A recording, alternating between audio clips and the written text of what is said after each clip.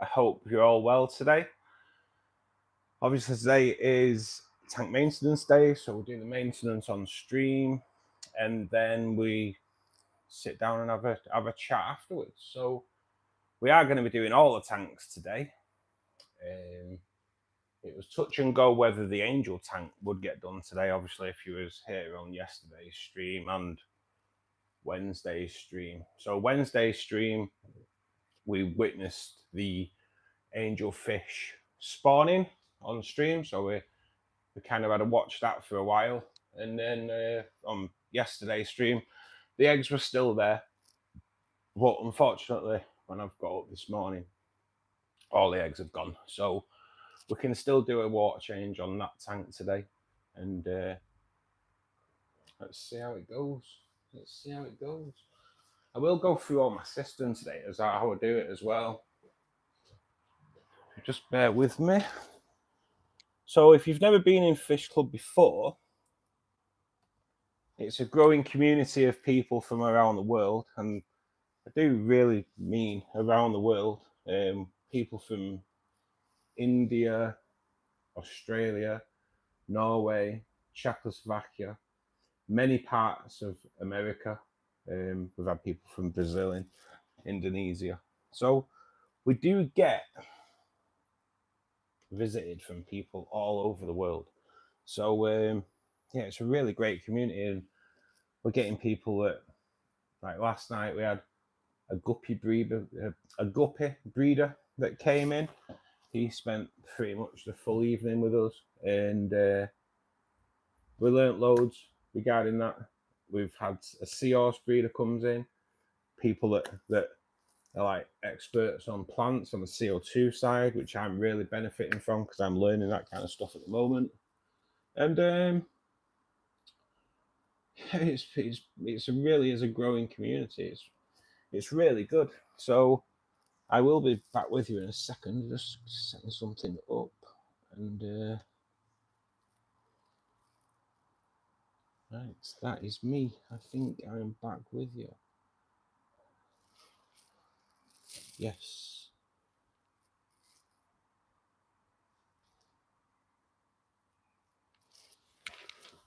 Okay, so I'm up and running, I think. Right, let's see what's going on. Hello, Spider Lady Kim. Thanks for joining us. And Ian Burgoyne, thank you again. Regular to the channel. Thanks for joining us again. Really appreciate it. How is everyone today?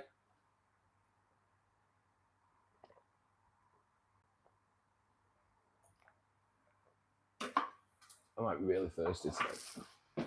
Oh, God. Right, okay, so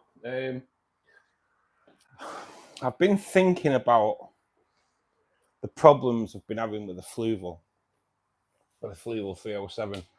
So it's a canister filter. As soon as I start taking water out, it struggles. It's weird. And it, like, sometimes it'll work fine and everything will be great, and other days it'll just die. So kind of thinking it might be something to do with the foam that's on the inlet, because the inlet's obviously not above water, so that's not the reason why it's stopping. So I'm kind of thinking it might be the pre-filter foam that's so I'm going to kind of get that out first and give that a clean off today before we start the water change. So hopefully we don't have to keep cleaning the canister filter like every other week. Something told me today to do this thing because I have a feeling it'll pack in otherwise. Spotluck, how you doing, buddy? Thanks for joining us. Nice. I will. So I'm going to get that pre-filter out first, and before I start the water extraction. It might prove me wrong, but I think that's what it's going to be. I think because as soon as the outlet goes above the water level, I think that's when it's struggling. So if I take the pre-filter off now and clean that off while I'm doing it, hopefully that sorts it out. So I do it, as you know, I do a hose pipe system. So I don't have to do any sucking on pipes or anything like that. Hose pipe, fill the hose pipe with water till I hear the bubbles stop. And then disconnect the hose from the tap. And there you go. The siphon is on. So, all good. I'm just going to clean the pre-filter. So what I'll put you on there for a second. I'm just going to do this pre-filter and I'll be back with you.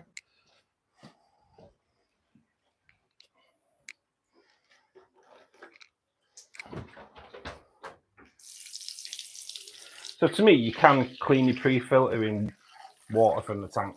You can do that. Beneficial bacteria kind of thing. But it's just an inlet like filter. And to be honest, I'm not really bothered about killing any beneficial bacteria in it. I'd rather get it clean, you know. So yeah, I do the pre-filter under the tap, and yeah, just like I say, I'm not really using it as a filter as such for the biological side. It's just to stop fry going into the filter, because do get quite a lot of like Cubensis fry in this tank, and you never know, maybe rainbow fry in there as well. After all, there is quite a few male and female rainbows in there, so I'm not going to put that back on yet, but it is cleaned out. So I'm kind of hoping, no, it's not gone off. So that's a good thing. It's not gone off. So maybe that is what it was. Maybe the pre-filter kind of chokes the inlet, maybe.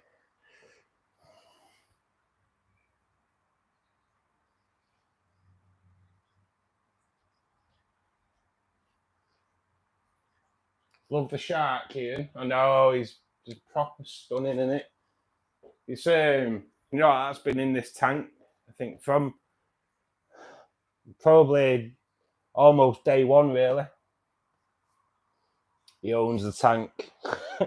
He does own the tank, but yeah, he's a stunner. He really is a stunner. Right, so I'll kind of move you back out a little bit. It's a bit dark.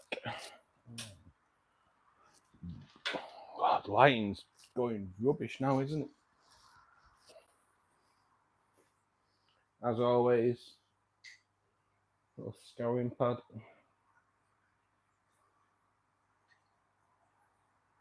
So I am going to I'm root tabbing this tank today. So I was making my own root tabs, and I'd done some tests on them regarding like ammonia spikes and things like that, and they kind of passed those tests. I was quite happy that compared to root tab, well, I compared it to Tropica root tabs. I will not tell any lies. I compared my own root tabs to Tropica root tabs, and Tropica root tabs is what I've been using from day one. They're the ones I use. Obviously, they're not cheap. So I'd seen that you can make your own. So I did, like I said, I did the test and compared them alongside the Tropicas. And the ammonia wasn't as much as what you got on the Tropicas on the test jars that I did the test on. So I was kind of happy with that. And so I decided to put just one in this tank underneath the spider, the tiger lily. So I know how this lotus performs. Yeah, the lotus has been in this tank for now like 3 years easily. So I know how this lotus performs, and I know that if I root tab that tiger lily with Tropica root tabs, within a couple of weeks, it's proper like it just explodes. Yeah. So I root tabbed it with my own, and I'm sorry to say it's done nothing. So yeah, that's kind of the end of my experiment for making my own. Compared to Tropica, my own were a patch on Tropica. I don't even think we've done anything. Chat, I've never seen this lotus really looking so poor in years, to be perfectly honest. So I have been advised by a guy that comes into the stream, Will, to get the try the Seachem ones, the Flourish ones. So got a pack of Flourish ones today, and so I'll throw a few root tabs in there today as well, and hopefully we can get the lotus back on track. I did root tab the angel tank last week with the rest of the tropical ones that I had. But yeah, I'm a bit disappointed regarding the homemade root tabs, to be perfectly honest, because I thought I might have been onto something. I'll be honest with you. I thought I might have been onto something. So there is videos, people do it, but yeah, maybe the fertilizer I got, I don't know, but I got the fertilizers that you were recommended to get anyway, and yeah, sadly it didn't work. So back to buying the expensive ones. I'm so sleepy. I'm never up this early. 7 a.m. in Cali. Oh man, that's yeah, mate. That is early, isn't it? Chiton Gracelli. Good afternoon. Hope you are well, buddy. Thanks for joining us. Hope you enjoy your stay in the club, buddy. It's we've got a nice growing community at the moment. It's doing really, really well. So yeah, hope you enjoy the stay, buddy. So let's have a look at what you've got to do with these. What are these about? One tab every 10 to 15 centimeters. Okay. So what I'm going to do then is I'll get 4 in there. Oh, these are actually a proper tablet as well. Oh my god. So I will plant the front of this out. In fact, you know what? I think I'll use 3. Oh god, they stink. They do actually, to be honest, they smell. But I've never used these before. But my dad and my granddad were like proper keen gardeners. It was actually my granddad's living was growing veg and plants and selling them. So like my family are proper into the growing stuff, but them smell like my dad's shed and my granddad's greenhouse and my dad's greenhouse. So they do proper really like smell really good fertilizer. So I will get them very dug in deep. Get them in as deep as possible. I'll do 1 on either side of the lotus. And then I'm going to do just 1 over here. I only put in this amount in because, as you can see, a majority of the plants in this aquarium are epiphytes. So don't have to root tab much of the area of soil. But I still look after every plant that's in here. It's always good to feed your plants. So I'm going to go back a few weeks now because I don't think I've mentioned it on the stream since. And I've always kicked myself when I come off stream. So a few weeks ago, I think it was on a Saturday as well, a guy came in and he was like, you don't have to fertilize your plants. He was swore blind, you don't have to fertilize your plants. So I asked him if he was on Instagram and he said he was. So I said, tell you what then, follow me on Instagram and then I can have a look at your tanks unfertilized, compare them to mine fertilized, and then we can compare and see if you waste your money by buying fertilizer. So anyway, I came off stream and went to my Instagram, and he didn't. So I can only assume that the guy who came on saying that you don't have to fertilize your plants didn't really know what he was going on about. To be honest, you do fertilize your plants. The proof for me for fertilizing the plants is I use APT3 on my CO2 tank. It's the only tank that I use that fertilizer on. It's not a cheap fertilizer. I was recommended to use it by a world aquascaper, and I still fertilize iron on top of that and potassium on top of that, and I've noticed a massive difference, especially with the Rhinokai at the front. It's incredible.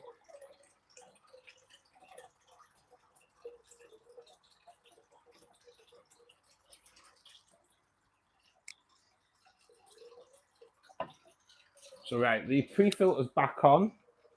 We didn't lose power on the 307 today, so I think that's what it was. You know, I think that's what it is. I think it's the pre-filter. I normally do the pre-filter once a month, but I'm gonna have to start doing it every week. Really, take it off when I start. Okay, let me just catch up on chat, guys. I've been having a bit of a waffle on there while I was doing stuff. Good evening, Pete. Thanks for joining us, mate. Hope you're well. Oh, Marco, I don't know if I can translate that, mate. I can't translate it, buddy. I don't know what you're saying. Sorry. How can you? Can you suggest school fish for a 5-gallon, 17-litre? Nice schooling fish for a small tank, buddy. I'd look at one of your smaller Rasboras. Maybe like the Chili Rasboras, quite a decent nano tank fish. Depends on how many you want in the school. I am a massive fan of neon green Rasboras. If you've not seen them, Google them. Neon green Rasbora. They are a neon green neon tetra, if you will. Absolutely stunning. Sasuka, I will, mate. You just have to bear with us, though, mate. I'm kind of got the but I try and get the stuff done first, buddy. But if you spam the chat, mate, it won't get you anywhere, mate. So there's no point in spamming the chat, buddy. It don't work.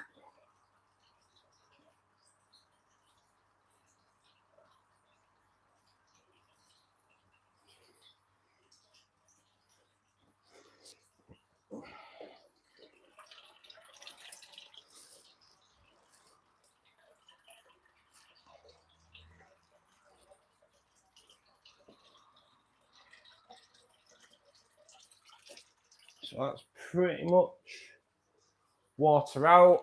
Isn't any plants that really need trimming. I am going to take just one leaf from the lily. It is a bit not looking great, so I'll take that out. Like I say, the lily's not done too great on those my own made root tabs.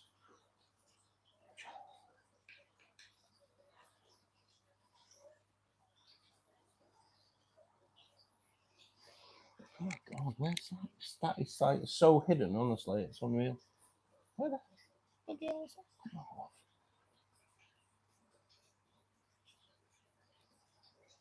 That's it. Sometimes they're just impossible to see where they actually go. So hopefully now, with the flourish root tabs in there, we're going to we're going to see a bit of a difference. Yeah, so much for my own maid though. They didn't do great at all.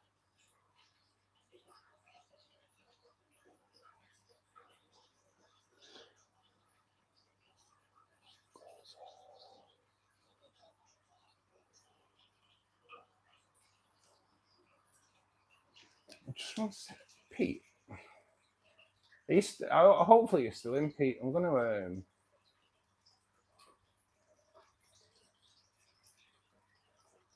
I'll give you that, mate, because you're always here. So if you don't want it, you don't want it, mate. It doesn't matter. It just helps out anyway.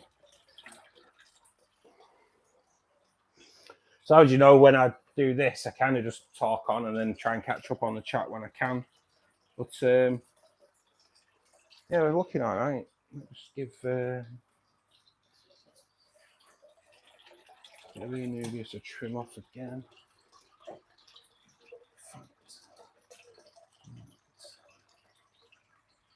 So this morning, like, since I do go shopping on a Saturday morning. So since I've come back from shopping, I've kind of got everything I needed to do done, and then but I've also transferred a good amount of the Endler guppies out of the shrimp tank into the tub with plants in. So, but there is like 3 big females in there that all look pregnant. So I need to get them out as soon as, because otherwise I'll be back to blooming square one, overrun with guppies and in the shrimp tank. The guppies have just exploded. Honestly, it's incredible how they've exploded.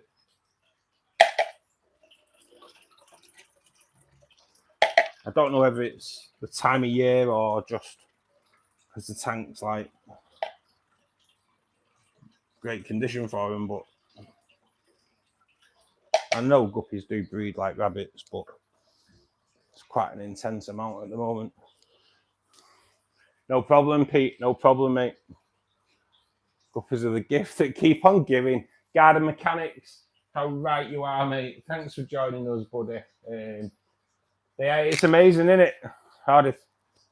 When you die, you want to come back as a male guppy, really, don't you? Don't fancy the female's job that much, but the males get a good run of it, don't they? Free food. Women on tap. So start the water going back in. Do it straight from the tap. I do it straight from the tap. So I do it a little bit slower in the colder months as not to shock the tank. But I dechlorinate as the water's going in. Obviously, just 3 squirts of dechlorinator in there. I do use liquid CO2 or algicide. I do use plant fertilizer, and I test my source water pretty much once a month just to see where it's at, and it's never really changed in years, but I still check it. I always keep an eye out for any maintenance on the pipes in the area. You know, when you're about, I drive for a living, so I could technically know when there's roads up, and if they're working on the water, then I'll do an extra test just before I do my water changes. It's always good to know what your water is at as you're putting it in the tank. Like I say, it's never fluctuated, but you never know. You never know what water companies are going to do to the water to do things and like working on the pipes and that. So, and I'm saying that because I do have to add a bit of a buffer every week. So as you'll notice, if you've been on the live maintenance streams on a Saturday before.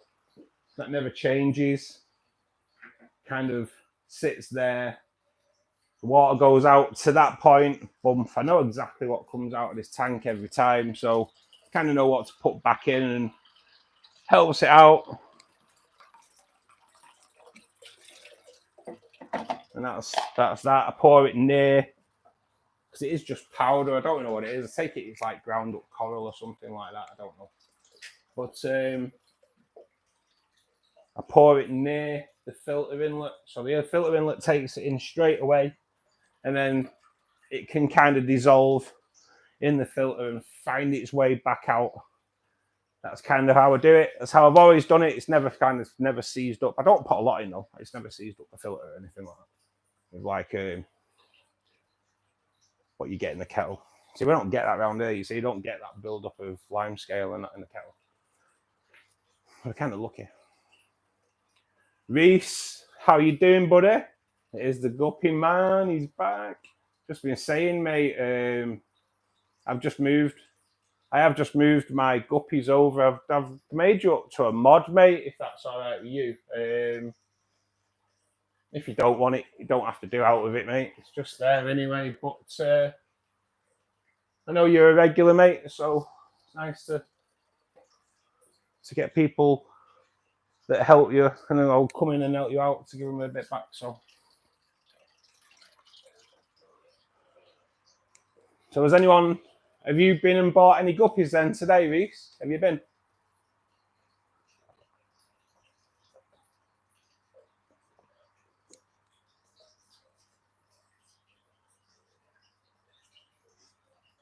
Oh, I'm so thirsty in here today. I don't know what it is. Let's get a drink.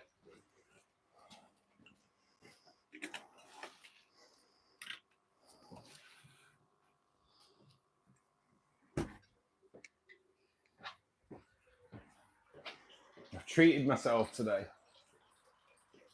I'm not really a brandy drinker. I am a bit of a whiskey and vodka drinker. I treated myself today to a nice brandy for a change. So see what that's like later. I'm not drinking it now though. Not drinking it now. I'm just saying that's what I've done today. It's nice to treat yourself from time to time, guys, isn't it? So we'll see. But I did see a thing the other day about a bottle of whiskey, 67-year-old bottle of whiskey that was, I think there was 50 available, and they were all selling for £50,000 each. £50,000 each for a bottle of whiskey. I've got to admit, I would like to know what it tastes like and what it's like. I would. Bought 30 guppies. Nice, mate. What a type.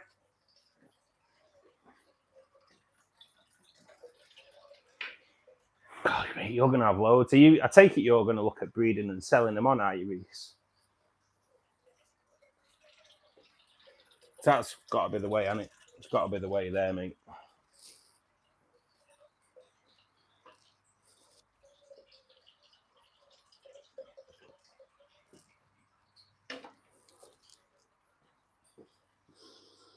So what I'll do, I'm going to go through my system, because I do get asked on it quite a bit. So if I just unplug us there. So that's what we'll do. We'll start in the bathroom, where how it all begins. So I'll think you around. Boom. So that is an adjustable hose pipe adapter that adjusts to fit on you, so it'll fit on most taps. Got it from Amazon, cheap as chips. Hose pipe all the way. No camera tricks. All the way into the tank. I use a filter inlet strainer on the end. That helps disperse the water a little bit, but it's more to stop any fish going in the tank on the extraction. It is also, though, goes through the U-bend pipe, whatever you call them, for the washing machine. So the water, it goes through that and it just holds it there. You can set it at a certain depth where it stays like that all the time, and it hooks over into your tank, and happy days. That's how I set. This is how I do it. Never had a problem. It never falls out. As you can see, it's solid. It's solid. It's never going to fall out. So then over here, I've left this set up today because I do a water change on the CO2 tank every Saturday morning, right? Yeah. So in here we have Celestial Pearl Daniels, and we have some red cherry shrimp in here as well. But it is the CO2 tank. There is some albino cories in here as well, but they've gone camera shy. So I do a 10% water change in here every week. But because the shrimp are in there, shrimp like stability. So they don't really like water changes. So I drip, acclimate the water back in, and how I do it. So on there is like an airline pipe that goes like two-way adapter. So it goes from one pipe to two pipes. It's got the airline onto that as well. It just helps that sit in the bucket better, guys. And it's on an old glass scraper thing that broke. So I glued it on. That sits at the bottom of the bucket. So all the water goes back in. I fill it up to that point there every week. So I know exactly what water comes out, what water goes back in. And it comes down.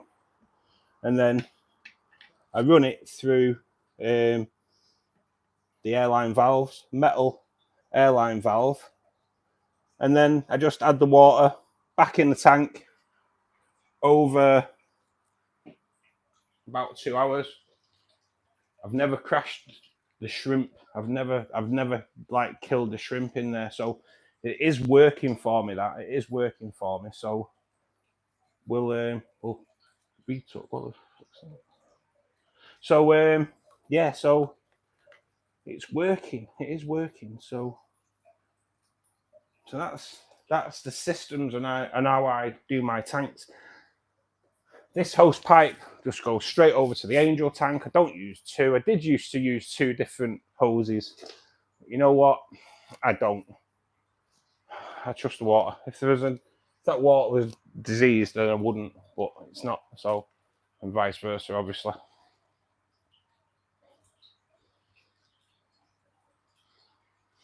You've two angelfish, Katie. Thanks for joining us, Katie. It's nice to see you. Hope you're having a great Saturday. This club's pretty awesome, mate. There's people from all over and a wide range of knowledge available to everybody. Everybody new to the hobby, everybody old to the hobby. I've been in this hobby 40 years, Katie. So, and I'm learning loads. So hopefully you stay around. I love angelfish, mate. I've got 5 in the other tank. We will go over to the angelfish tank probably within the next 10 minutes or so. We did have the angelfish spawning on Wednesday's stream, which was pretty nice of them, really, to do that for us. So we got to witness the angelfish spawning live. That was nice. Unfortunately, though, they were at Wiggler stage last night. Wiggler. I don't know. But they were at that stage last night. So, but unfortunately, because they kind of, when they spawn on the right-hand side of the tank where the filter inlet is and where everything is, yeah, they're never really that successful. They spawn on the other side near the secondary heater, but away from all the filter intakes and that. Then they do a bit of a better job. They're not great at it, but it's not set up for breeding angels. At the end of the day, it's just a tank with angelfish in it. It's just an angel, but you know, they breed there's not much you can do about it. I don't have the room to start setting up breeder tanks. Maybe in time if I manage to move to a bigger place, but at this moment in time, it's impossible. Koi guppies, I'm selling, I'm already selling. Wow, mate, that's awesome. I have my airline through an old wine cork. Acts as a weight. Moves with the water in the bucket. Hey, mate, hey, that's a great idea, garden mechanics. You know, this is the thing, isn't it? This is why I've gone through my setup today. So it kind of started last week. There's a guy from America comes in, a lad called Todd, really nice guy. I do speak to him on the comments section on a few of my YouTube videos as well. And he was like, how have you done that hook on there? How are you doing that? And that's kind of what I thought, right, this week I thought, I will go through the system on both. It's got to be done, hasn't it? It's got to be done. But I like that idea, mate. And then obviously you do these, and then like you've got people like you coming up now, mate, with ways of what you do, and it's a great idea. That I've actually, I did. There's a on the YouTube, right? I'm part of a YouTube group called Fish Keeping in the UK. I do like exclusive videos for them. And one of their sponsors, TNT Aquatics, they 3D print stuff, and they 3D printed. I thought I had it over there, but it's not. A floating frozen food feeder. So it's great if your fish are like rainbow fish, quite zippy when they're feeding. So if you've got other fish that are a little bit slower feeding, it kind of slows that down, so it just takes out any of the speedy feeding kind of thing. But I also noticed recently someone that 3D printed a platform that you can stick like in your tank that you can attach your hose pipe to, and then it kind of just disperses the water a bit like a spray bar, but a plate instead. So I have forwarded it onto TNT there just to see if they can come up with something similar, because it'd be nice to have a platform where it just disperses the water a little bit. Nice. It's not a necessity, but it's just a nice little gadget, isn't it? I do like my gadgets. Bjorn, good afternoon, buddy. May even be good evening for you. I'm not quite sure. All the way from Norway. How are you doing, buddy? Hope you're having a great Saturday, bud. Really do. What's the temperatures in Norway at this moment in time? Is it cold? Or is it still like okay? I don't really know.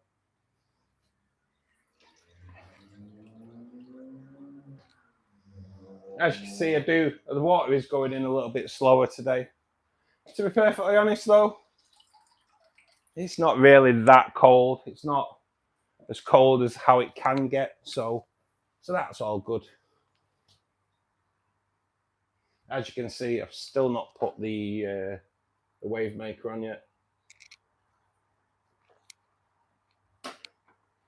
That'll be done tomorrow. That's going on tomorrow. I would do it on stream, but because it's a sponsored video, I kind of have to make the video, and then I may do a stream on it, and after, because you have to tag whether it's a paid promotional video or not, so, and I never tag that on the live stream, because everything I've shown on the live stream's not been a paid promotion, so I'm quite fine name dropping Fluval and things like that. But yeah, so I'll do the film tomorrow for the wave maker, and then we'll probably go through it on Monday, see how it's going, see if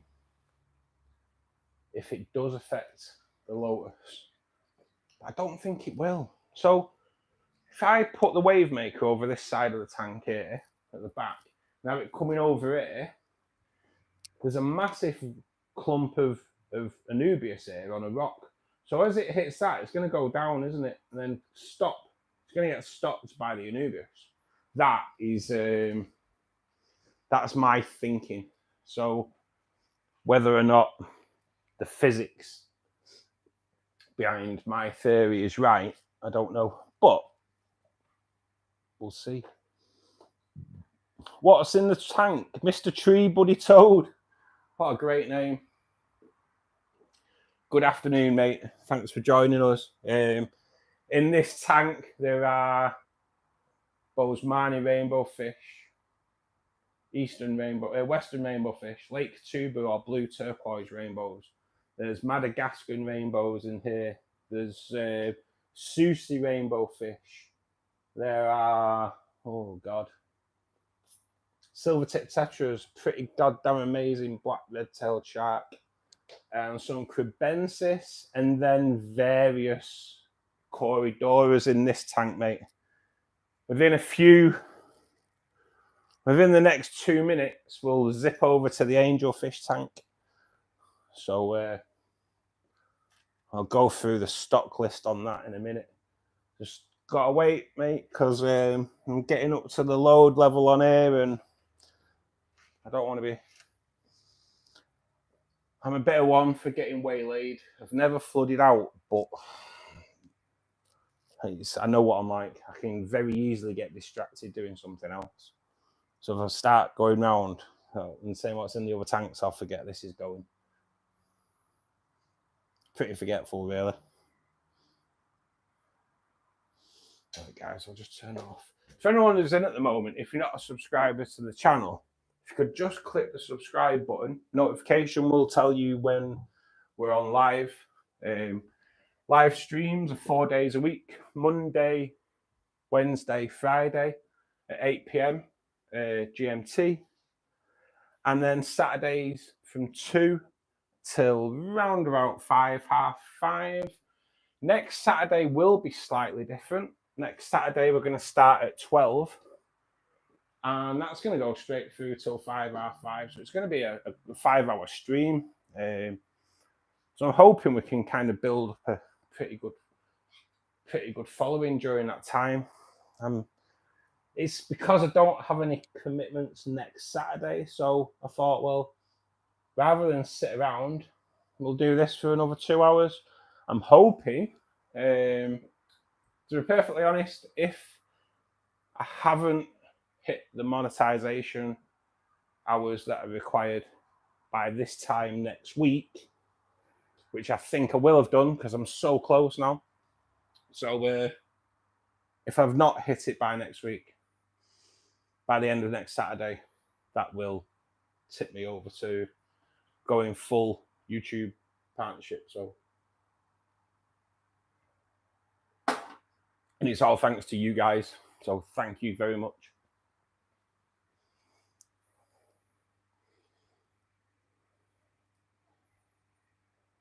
Spent £200 for new things on a big tank today. Reese, you're a legend. What have you bought then, mate? What have you bought? Love it. It's a good though, isn't it, mate? It's one of them, innit? It's one of them. Got to be done. So we'll move over to the angel tank.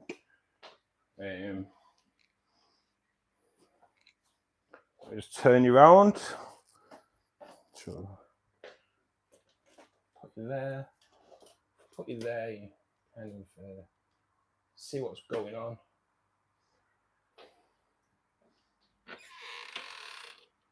So this is a glass lid for those that are new to the stream. It is a glass lid. It's I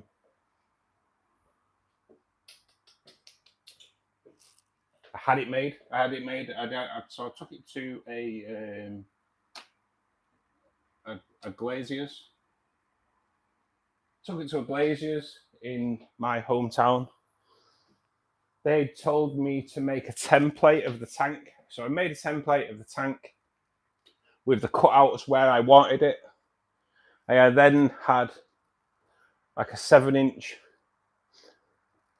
bit cut off at the end there. So it fits on perfectly. And then it's held on there with clear plastic, clear glued hinges off Amazon. So it's perfect.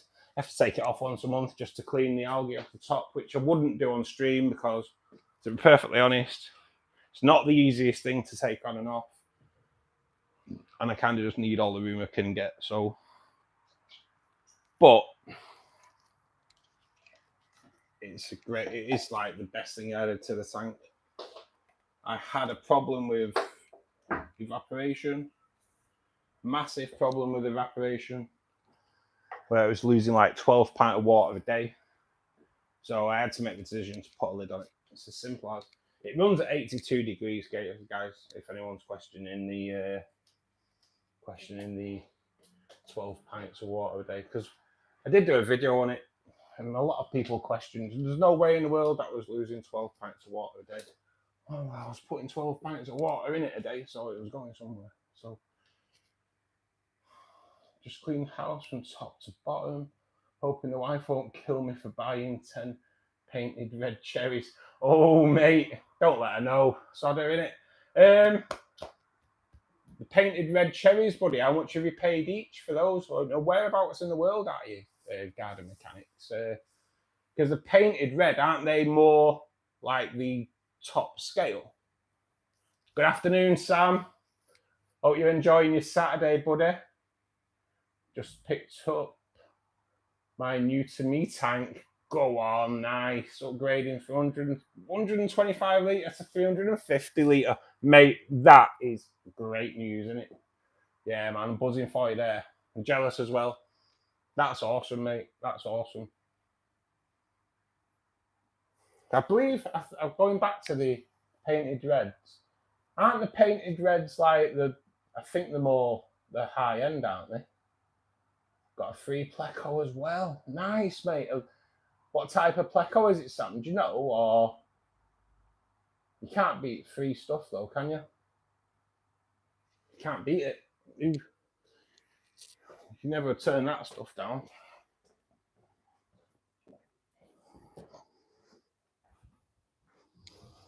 So just start. Obviously, I filled the water back on the rainbow tank, and then just transfer the hose over. Goes back in, disconnects it from the tap. Siphon process starts again. So, as you can see, doing a water change on multi-tanks with a hose pipe system like this is a piece of cake. Guy said I could take it, guys. It was in the tank in shallow water, and I spotted it. It's a bristle nose. Awesome. Awesome. Love my pictures. Cheers, Ian. I do like, to be honest, I do like some of the Banksy stuff. I do. And I've got some, right, so I will tell you what, seeing as you've said that, Ian, I'm going to show you my pictures. So because I have got two that are like, so there's a bit of a mad story with these as well. So got these, right? Yeah. Now, I think it's pretty funky. It is proper. They're not prints. They are proper acrylic paint. But this one, I think, right. So I ordered two. So they are like a pair. So you've got the coloured version there, and then above the rainbow tank is the like the darker version, if you will, the black and white version, right? Yeah. So when I oh, what's going on? Oh, it's all right, guys. Bear with us a sec. Sorry, I thought they all gone pear-shaped then. So I ordered them both. They came from Germany. Customs stopped one coming through, which was weird, and charged me import fees on the other one, which was also a bit weird, really. But they charged me that as well. And then about a month later, they let the other painting come through, but it had part of the acrylic paint had been taken off it, and I think the border may have put it through testing. They thought it might be cocaine or something. I don't know, but yeah, it's a bit weird getting them through. But I do like a little bit of art that's a little bit different, you know. So I know that isn't fish related, guys, but I thought I'd show you them anyway. New heater, air pumps, some live plants, big skull head, with LED lights, live food, flake food, some water treatment. Wow, mate, yeah, you've proper gone for it today, haven't you? Proper gone for it. That cheers, garden mechanics. I know, mate, it's mad, isn't it? It's like, yeah, you can.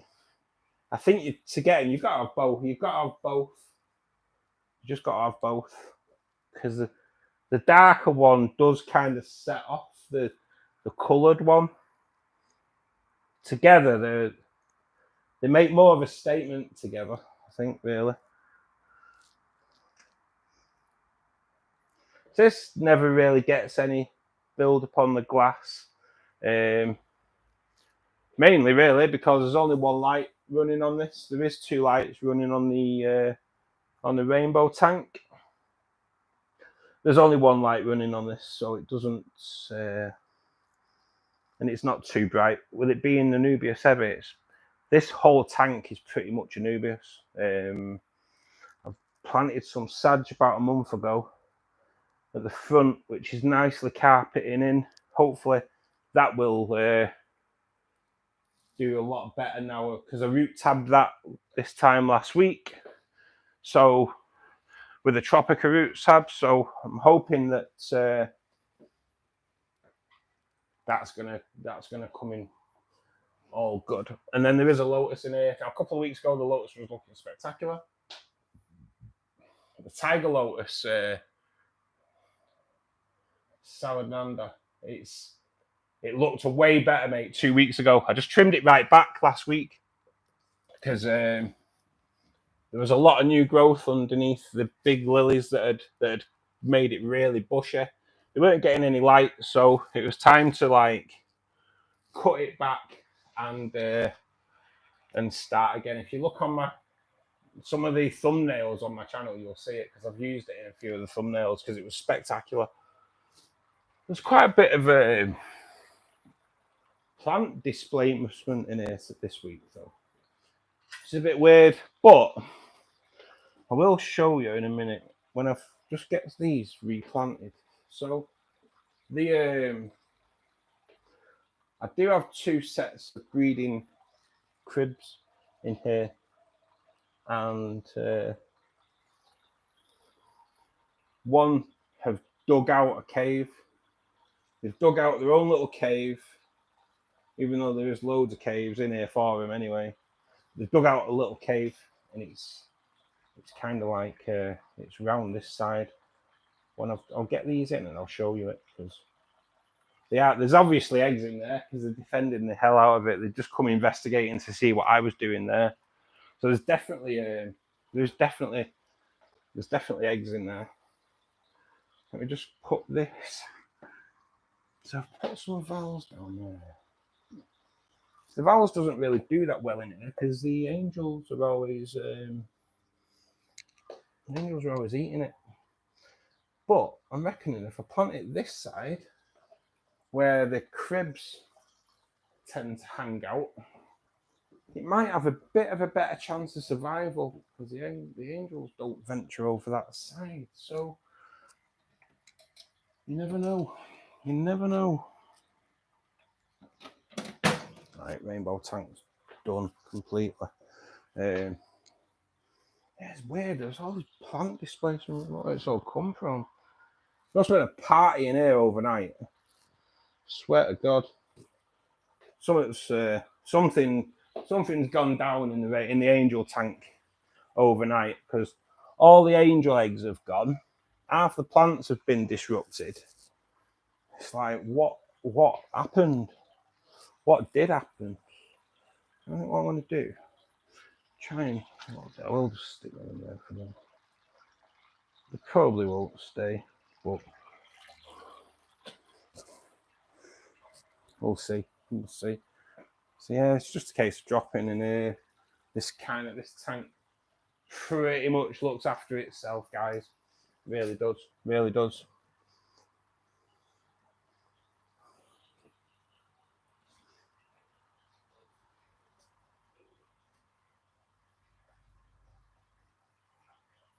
That's the way to do it, Reese, mate. You probably No, so you probably get more enjoyment out of the tank than the wife, right? Which you might be watching, so I don't mean it.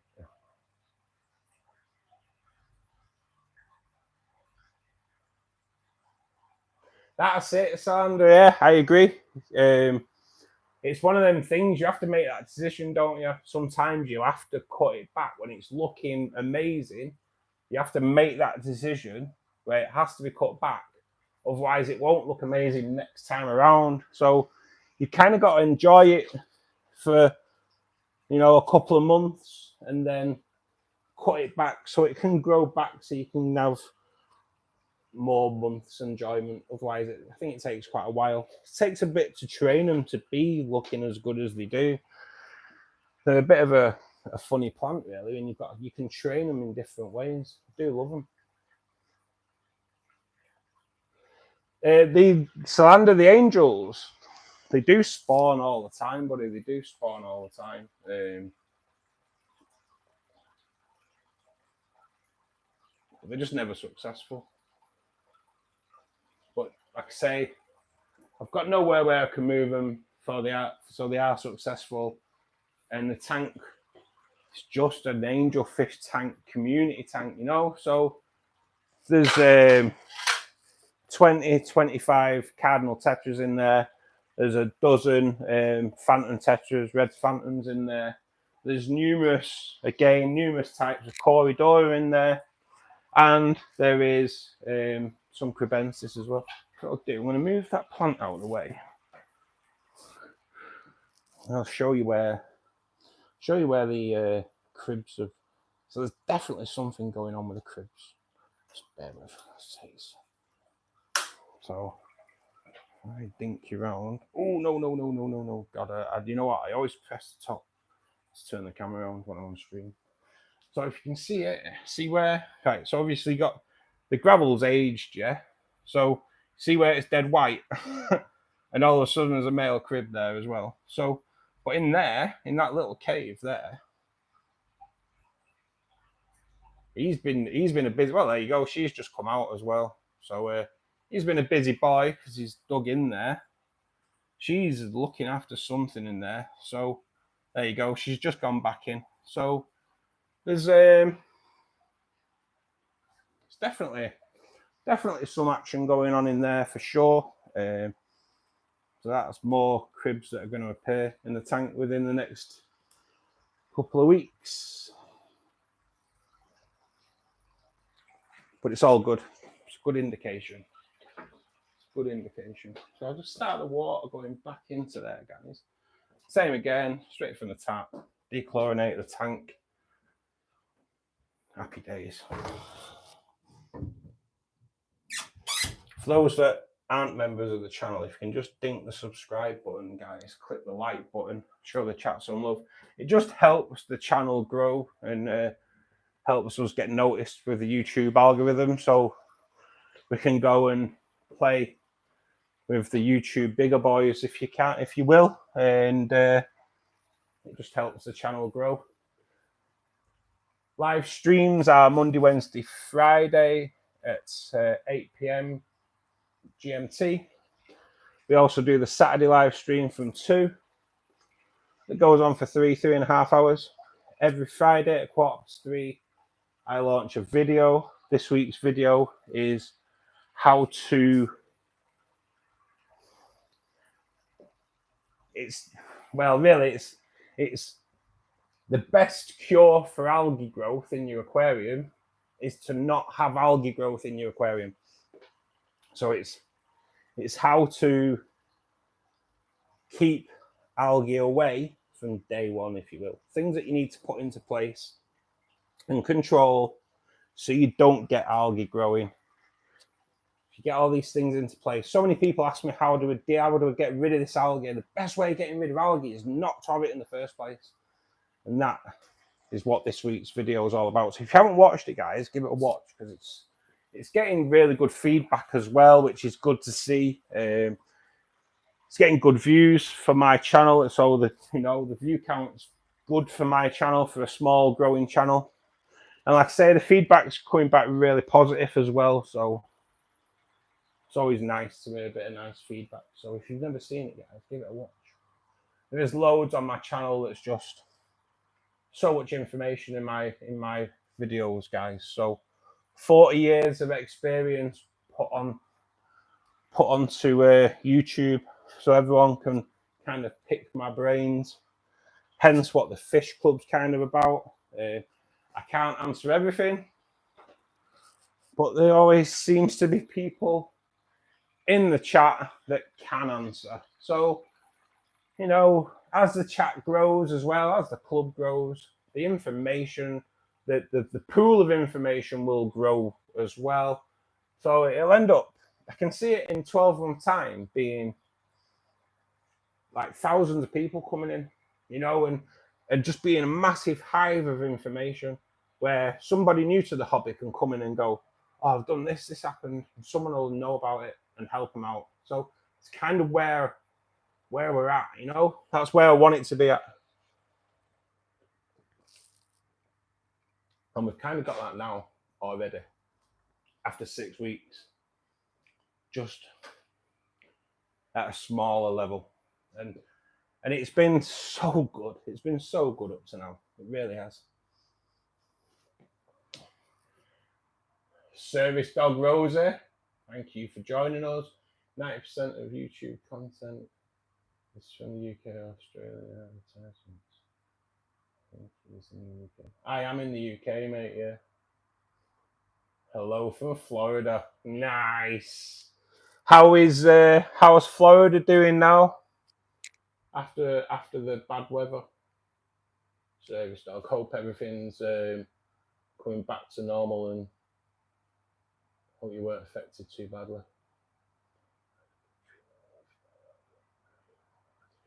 I do, Reese. I do the same, mate. I had. I'm glad you said that because I always seem to forget. I want to do this tank when I'm on stream. I had dechlorinator straight in, fertilizers, fertilize my tank daily, and liquid CO2. I had that too, and it just the whole combination of everything means I don't really get crazy algae blooms in here. Currently, at the moment, I have got a few Anubias leaves that probably could do with being trimmed off. I do tend to do that every week, but I'm not going to go in there today.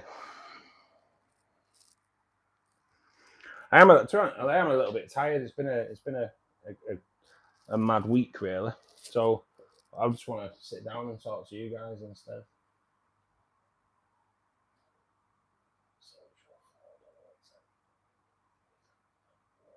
So that's so much good news. That Service Dog. At least everything's good. Salt water. Currently, no. So Service Dog Rosie, no.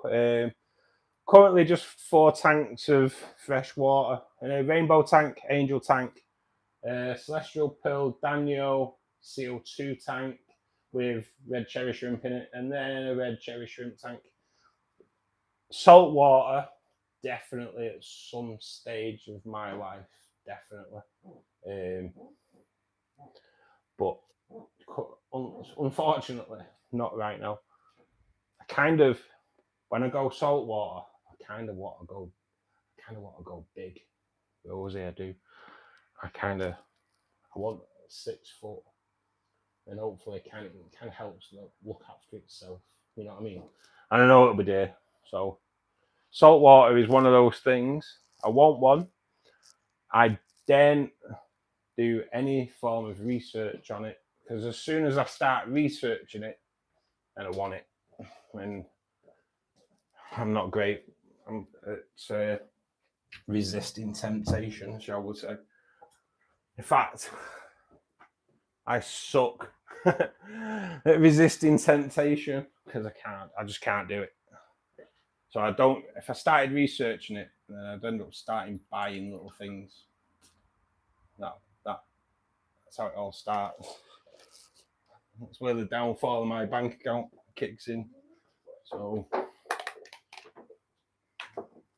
I'll tell you what I'm like. So it's a good few years ago now, I looked into setting up a business of setting up aquariums in like restaurants and care homes and schools and anything like that, and then going in on a monthly basis, keeping them stocked, keeping them cleaned, doing all the maintenance on them. And I looked into that business. So to get what I needed for a business plan, I had to go into an aquatic wholesaler, but you needed a pet's license to go in there. So I explained that I wouldn't have a pet's license for the job I was doing, so they did let me in.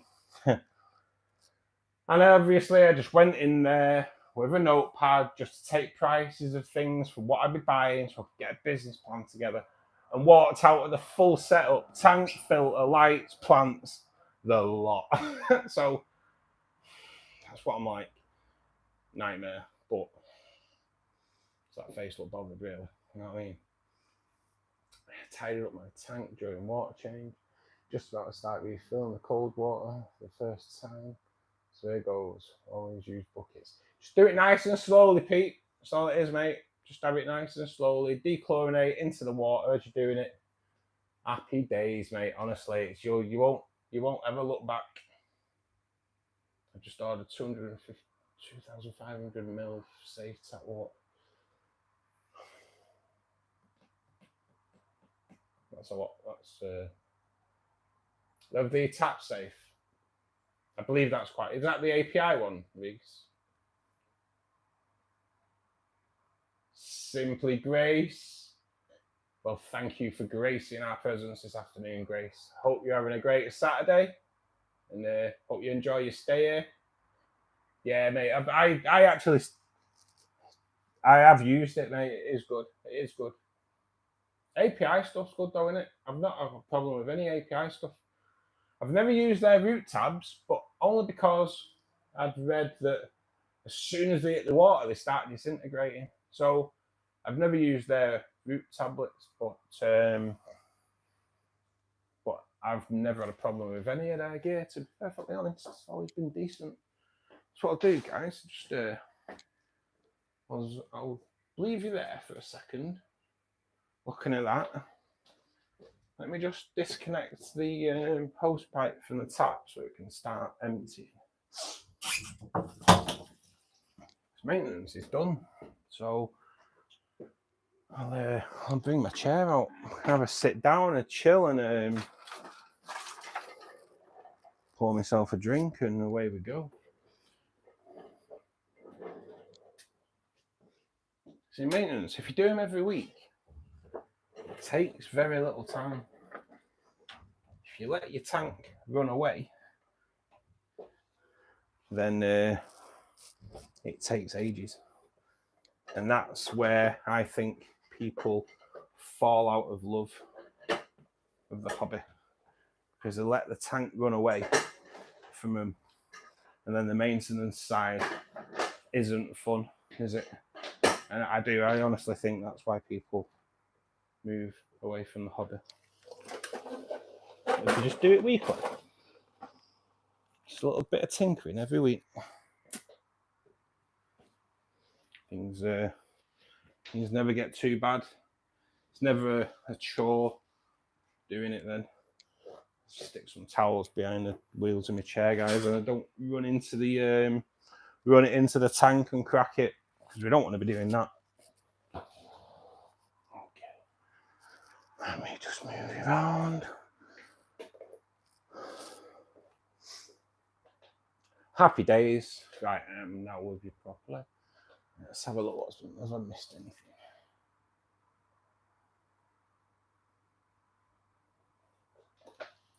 I really love the look of the Anubias roots creeping down the shadows. I have a 6-year-old 10-gallon. It's absolute boost. I love Anubias, mate. I get the same effect on the rainbow tank. Again, I've let it overrun. I will probably end up breaking the rainbow tank down and redoing it soon. So, but it's time. But originally, there is a big piece of wood in the rainbow tank that you can't even see anymore. And the Anubias was put on there so it looked like a tree. It's just an upturned root, really. And you can, if you look in there when it's You can see all the roots dangling down, and there's always loads of fish in there. And that.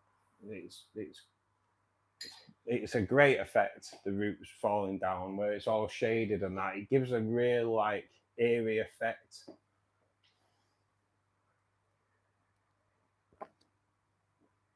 You always feed your guppies a bit of garlic. Is that the sea chem garlic or just garlic, mate? I do use sea chem garlic. I do add it to the frozen food sometimes. Don't use it all the time, but I do like garlic guard. To be honest, it smells lovely. It does.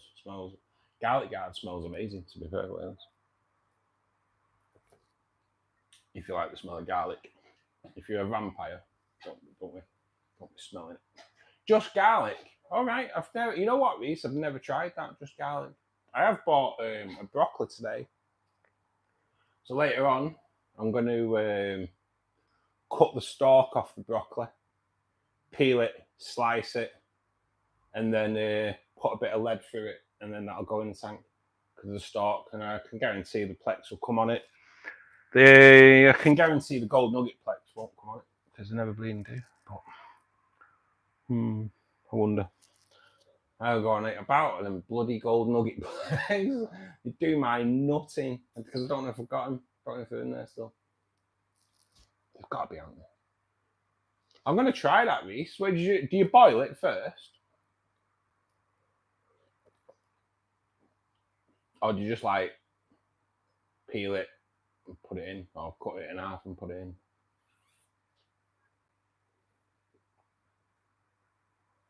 Take it your guppies like that as well. But garlic guard's good. It's good for parasites, isn't it, I believe? Garlic anyway, so.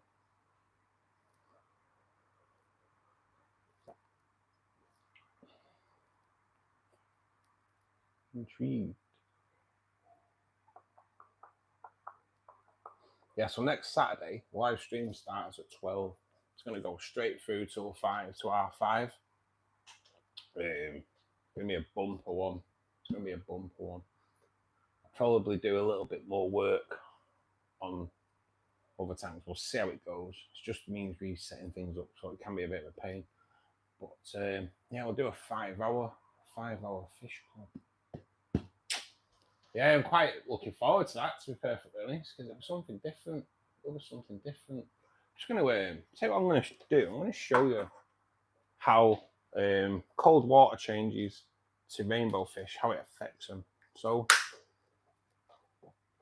here you have, that is a Lake Katubu blue or turquoise rainbow fish. Now, if you see the orange band on his head, when he turns round, they flash it to attract the female. And he's just been doing it before I got the camera out, obviously.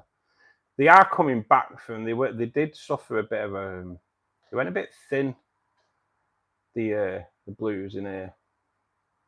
I don't really know why. They were treated for parasites anyway, just in case. And they are coming back, but they're not looking as good as they used to at the moment. But they are on the return. That's a Madagascan rainbow fish there, guys. Pretty stunning. I want that bloody turquoise one to come out. So you see the orange band on his head. Oh, he was flashing it a minute ago. God, they do peck sometimes. So there's the black red-tailed shark as well. It's pretty stunning.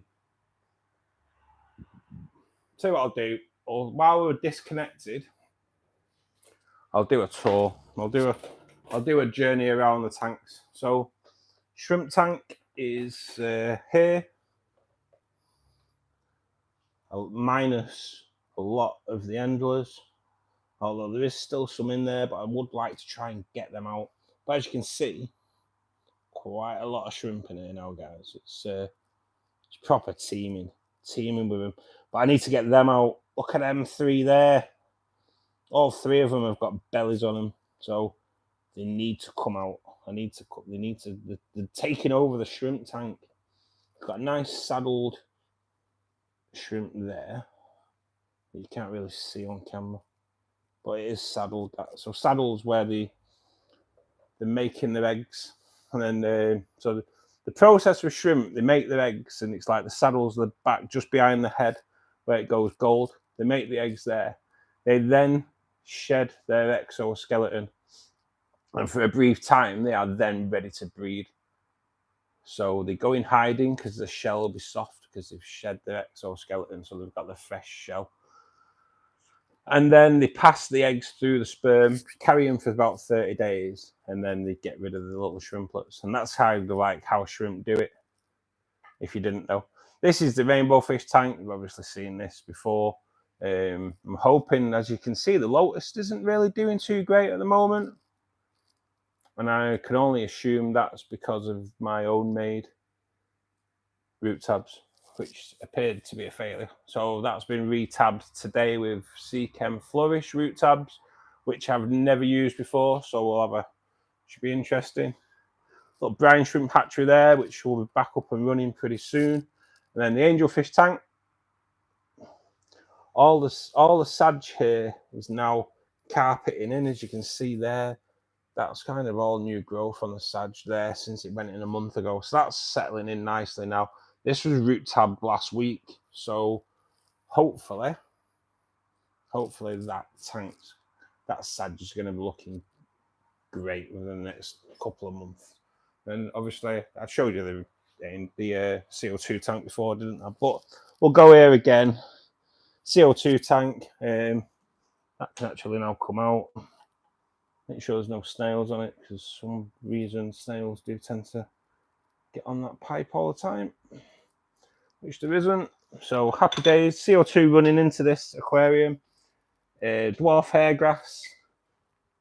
Rhinokai mini. As you can see now over the past 2 weeks how that has come back. The Rhinokai mini's come back with a vengeance. Nice clump for Anubias. Nice clump of Bucephalandra. Nice clump for Anubias. Behind, so the plants behind, that's Amania Parasolenta or something like that. Amania's right. It's the Parasolenta that might be wrong. Well, it is wrong.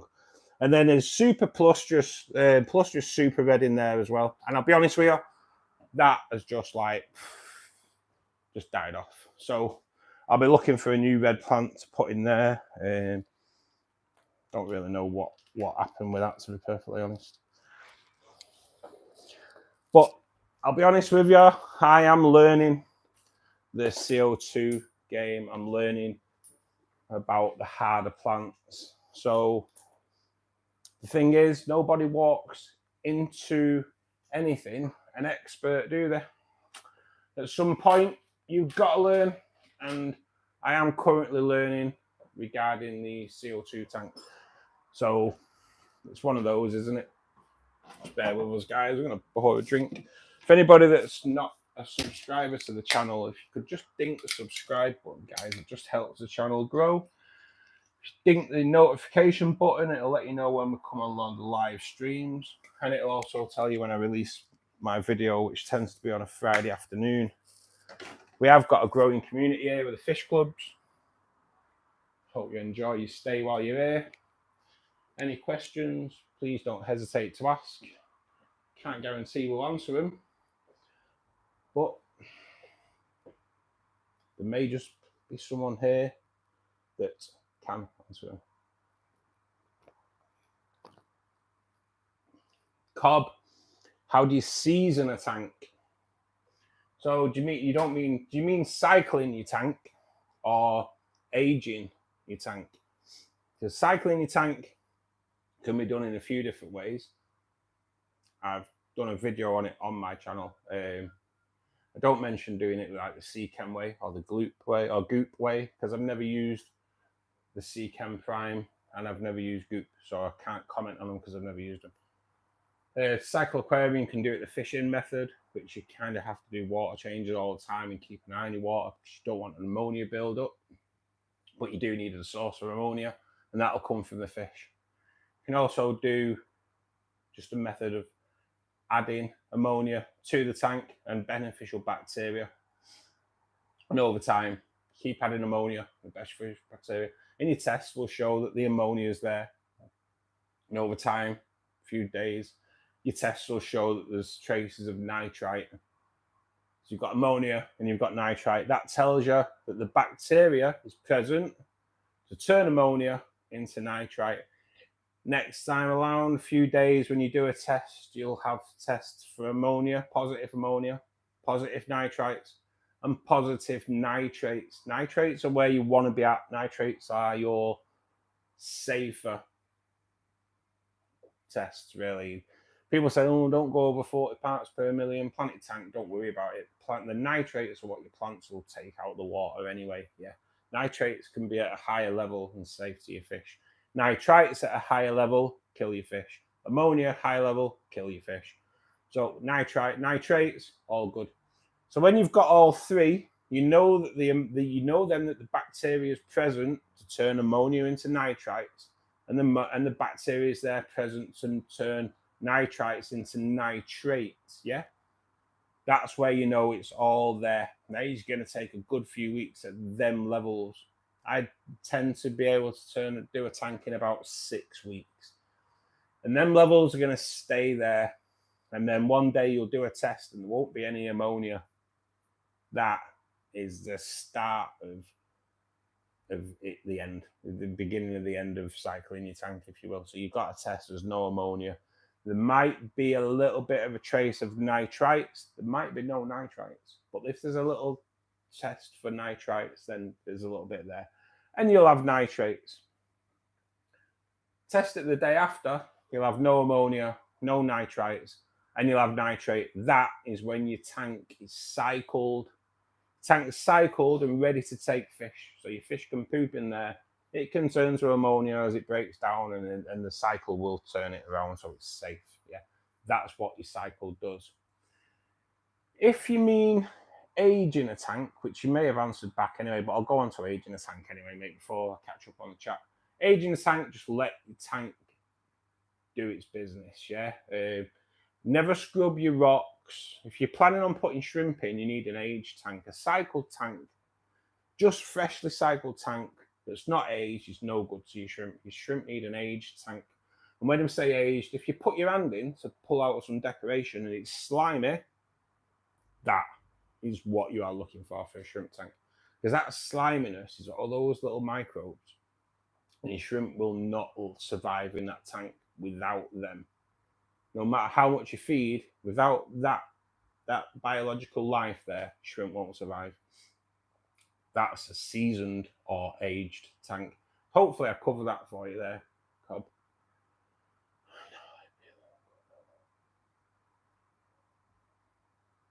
All right, just peel it and cut it up. I'm going to try that, Reese, and we'll try that. Those cherries grazing like cows. I know, mate. It's crazy, isn't it? I love them. I do. They're another level of addiction. A shrimp, I believe. Victor C, thanks for joining us, buddy. Nice, mate. I'm planning on getting some done and doing them and selling them on the shop for the channel. Just the girl that printed these for me at the moment is struggling with a supplier, so I'm just waiting up. But hopefully they will be there. Rainer, good evening, buddy, or good afternoon, I should say. It's probably good morning for you, isn't it? Oh, will it? Well, no. No, what is it? Night time for you there, Rainer? Will be, won't it?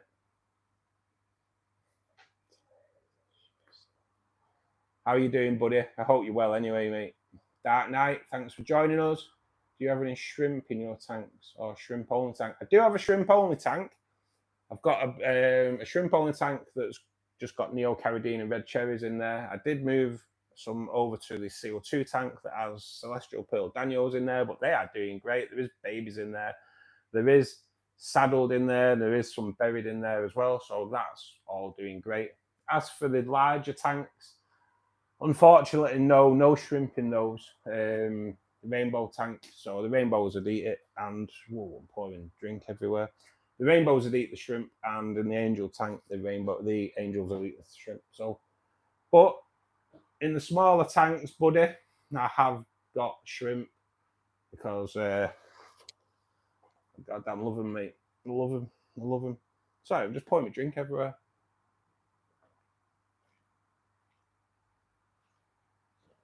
I siphon gravel to try this. The old tank continue. That jump starts. It does, mate. That's another great one, isn't it? Seeding. Seeding is like, I go into that on the video. But yeah, seeding your aquarium is definitely easy. I did it with, when I put the FX4 on that tank, I seeded it with the filter media from the Oase that had started leaking.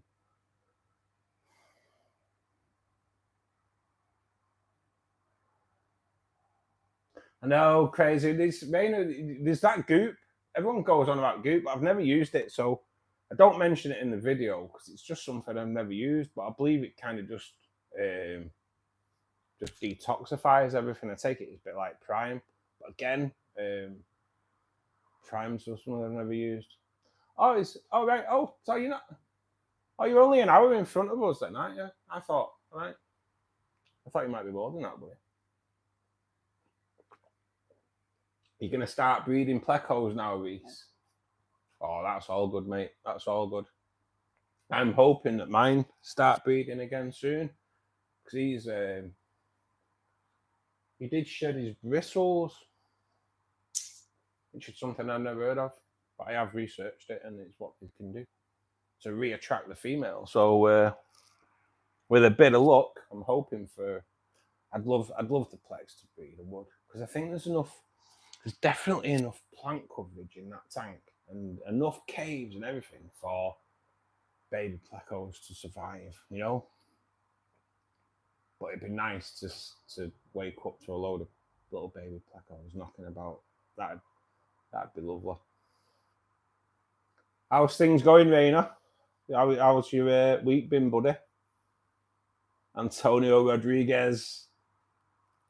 Good evening, good afternoon. Hope you are doing good. Use amphibia waters as safety as well for my baby sea horses. Ah, right, okay.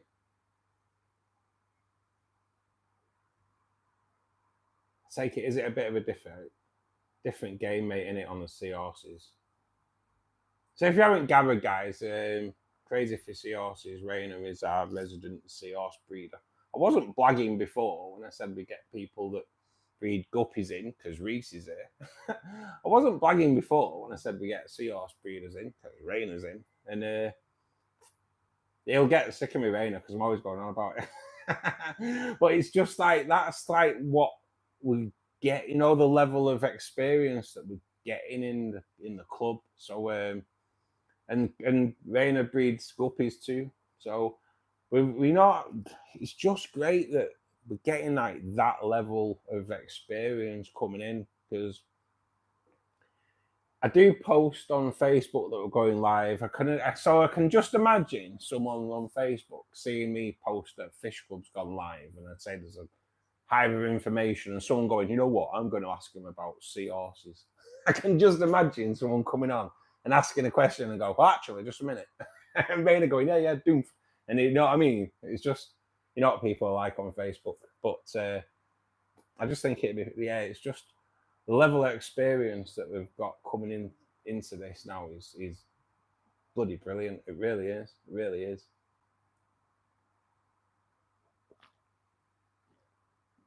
I breed endless. I don't mean to, but don't really do anything. You just breed. They just breed like rabbits, don't they? They're incredible, aren't they?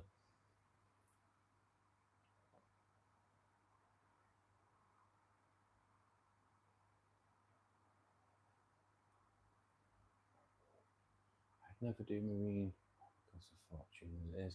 I know garden mechanics, I know, mate. I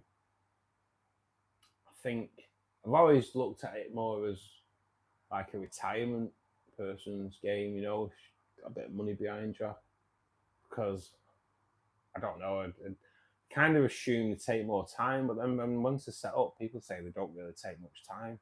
So it's an avenue I really do want to go down, and hopefully I will go down it. If I go down it, it'll be an experience that I'll share on my YouTube channel. So who knows in the future, we could kind of go on the journey together and see what's going on, and we'll get people like Raina that can steer us in the right direction, you know.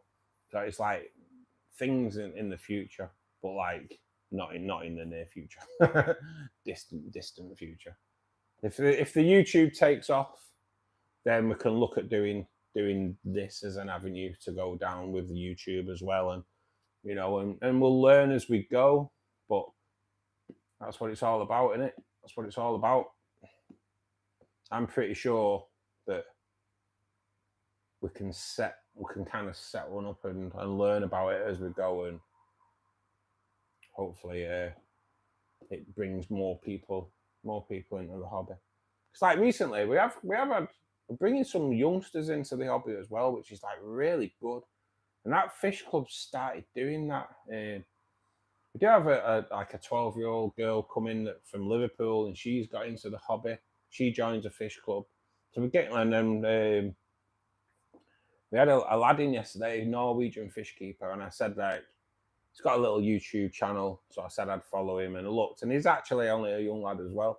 So we are getting like, it's nice to see that youngsters are into the hobby as well. It's not a hobby that's going to die out. It's good that we're getting people from all ages, like me, old bloke, down to like 12-year-old kids.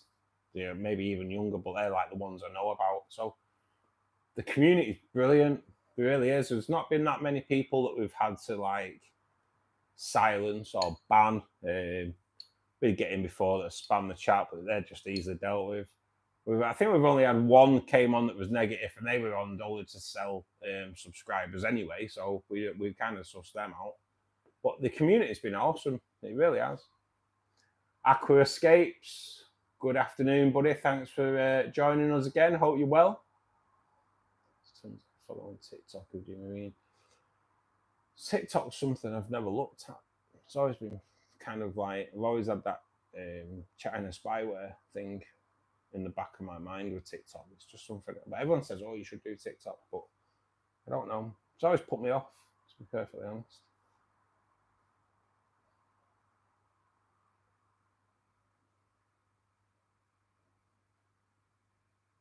Oh my God. Raina, you breed everything, mate, don't you? So you eat African cichlids, betters, and sisters. Try to breed white clouds, longfin cherry barbs, and rainbow shiners. Blooming heck, mate. You busy boy. Just start going back though, mate. Betters. So you breed betters. Is it true then that like better fry, the first time they come up to the surface, they kind of need to take in like warm air? Otherwise, is it the swim bladder doesn't form properly? Is that right? That's just something I heard ages ago, and it'd be nice to have it clarified whether it is or not, because if it's true, I can mention it on the streams. If it's not true, I'll forget about it.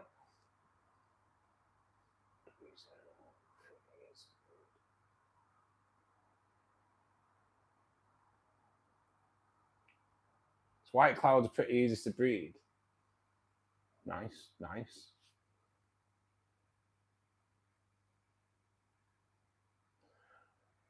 I know this is it, Pete. You know, I don't know whether to just settle one up. I don't know whether to set one up.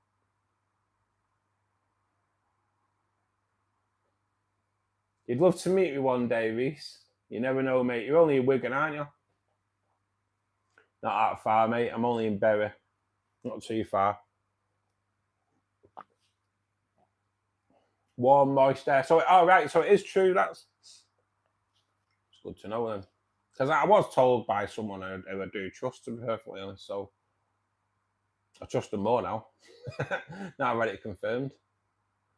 Did they get the problem when temp isn't right to breathe? Yeah, that's what he said. So I'd gone into one of the shops that I go into, and there was loads of pure white female betters all on the bottom of this tank. And I was like, what? Why are they all on the bottom? Are they new in and they're just settling? He was like, no, the guy who bred them didn't realise that the air had to be warm. So when they take the first breath, that's why they're like that. And I was like, no way. And I just thought, come out thinking, wow, that's something I didn't know. You know, and it always just sticks at the back of your head, that little niggle that I hope it's true. You know what I mean? I hope it's true, because you ever start coming out with these things, you can make yourself look daft if you start quoting things that aren't real. So yeah, it's good to know that.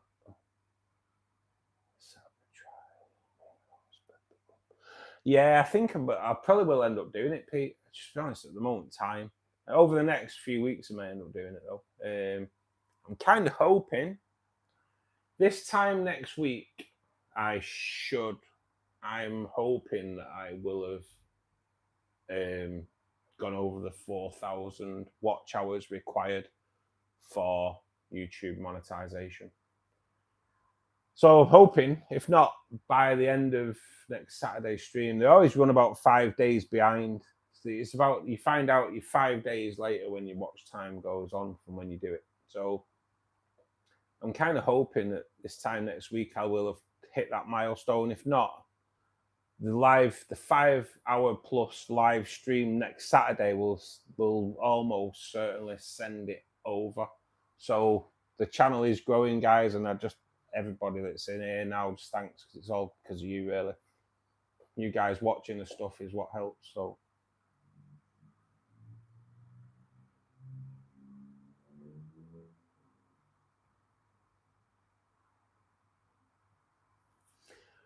that's what you should have a lid on the better tank until the next day. But yeah, I know you're supposed to keep a lid on it. They are jumpers, aren't they, betters? I've seen a video recently, actually, a guy holding food up, and then he had his hand like that, and he had food there, and a better jumped through the loop in his finger, which was pretty mad to see. I'm going to go now. I'm going to a fireworks party. Nice, mate. Well, be safe, Reese. Have a great afternoon. Have a great evening, great night. Enjoy your weekend, buddy. Please just be safe around the fireworks for obvious reasons, because there's a lot of idiots out there, mate, isn't there? So please be careful. I will be back, mate, at 8 o'clock on Monday. So have a great weekend, buddy. Like I say, just keep safe, mate. Keep safe. We'll see you Monday. That goes for anyone as well, actually. Guys that's in the chat, if you're going to a bonfire night tonight, just make sure, keep safe. Come back with all your fingers and no burns. Watch out for the idiots, because there's plenty of them. Actually, they jump for breeding mosquitoes. Right. That's cool, isn't it? That is cool. Yeah, they were jumping through his fingers. I do like the video that MD did a few years ago with his archer fish. That was bloody brilliant. I'd love them. Imagine having the archer fish where they're just like spitting out and getting the food and that. That's like another level in it in your aquarium to me. That's awesome.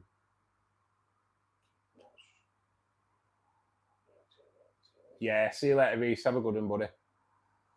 Danish 88 rejoins. How are you doing, mate? Are we having a great afternoon? Hope you're having a great weekend, to be perfectly honest. Has anyone been out and bought today? Reese bought some 80 guppies today. He's going to be a busy lad breeding them. But, has anyone else been out and bought anything today?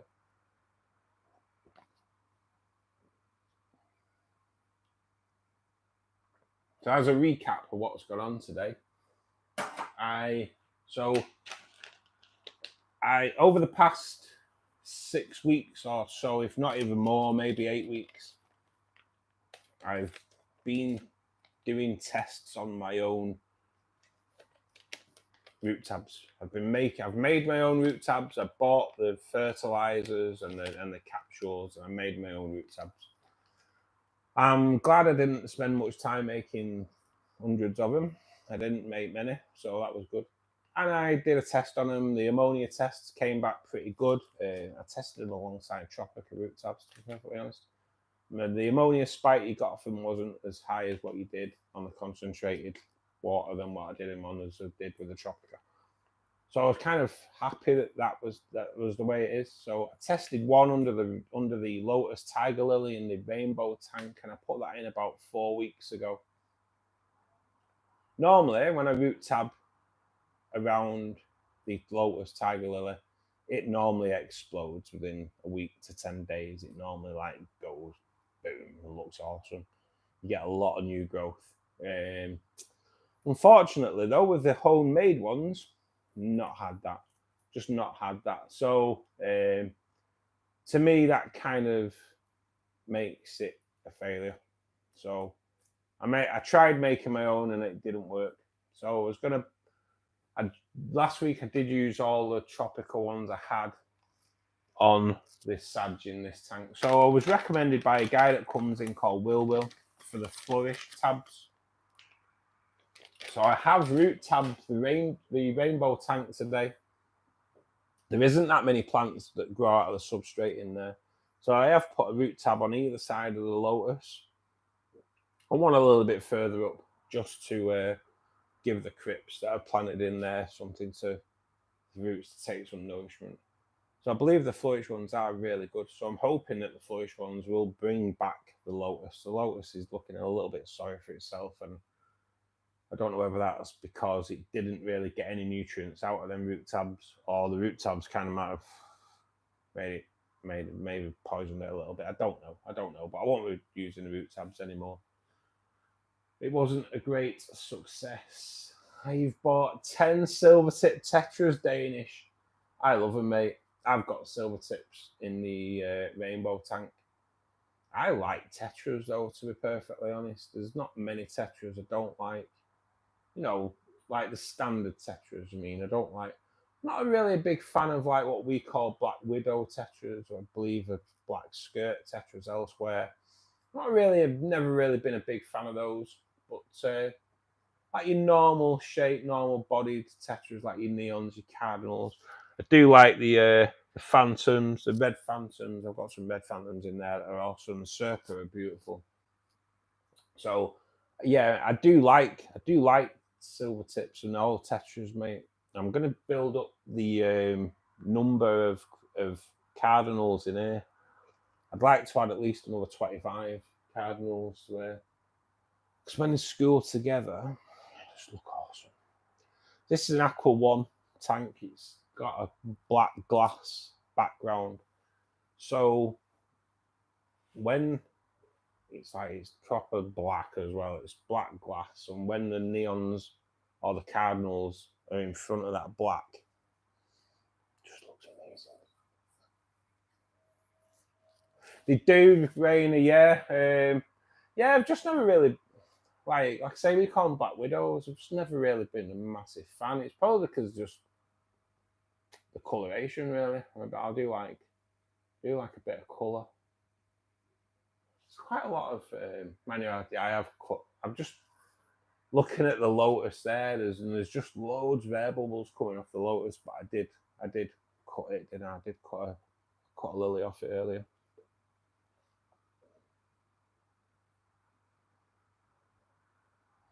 They've got in with your Crebensis. Nice. I like Crebensis as well. Although they do just breed way too frequently, don't they? Be interesting to see. They'll bring their fry out in the next few days, I would have thought. It doesn't take long, does it?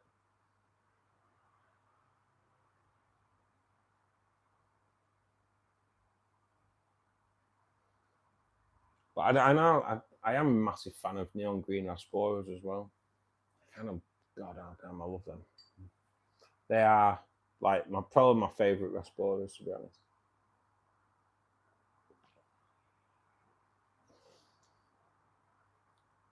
So what's everyone's kind of like favourite fish? What's your go-to? I've always tended... I wouldn't probably class it as like my favourite fish. I've never really looked at it as being my favourite fish, but to be perfectly honest, I don't think I've ever been without a black red-tailed shark. I don't think I've ever been without one. I don't know. There's something else. Mine's pretty spectacular, I'll be honest. It's pretty spectacular. I'll plug you in before I lose you. Get you charged up. But, yeah, they're one I've always had. Crebensis and Angels.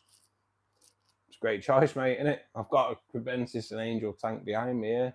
As you can see, though, Golden Boy never really moves from there.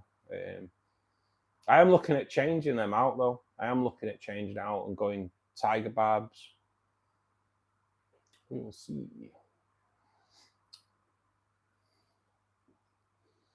I didn't go to that shop. I didn't get a chance, to be perfectly honest. I might get a chance. No, just way busy. Guppies and neons, just love the colours. They are spectacular, mate, aren't they? Guppies are spectacular. Neons are spectacular. I do prefer cardinals rather than neons, but they are just beautiful, aren't they? Anything that's got nice coloration. Like, I'm hoping, like, later on, my Susie colour up, because the Susie rainbow fish, when they colour up, are just spectacular. Todd, the guy from the States, he bought some Millennium albino rainbow fish, I think they were. And he asked me to Google them when I came off. Oh my God, they are awesome. I'm pretty sure it's Millennium albino rainbows. They are just stunning, and something I've never seen in the UK. But definitely be keeping my eye out for them, because they were spectacular. Very, very similar to like the Susie, really. Nice, really, really, really spectacular. And no, mate, tiger barbs are fin nippers, so I would have to watch. But the angels have come out.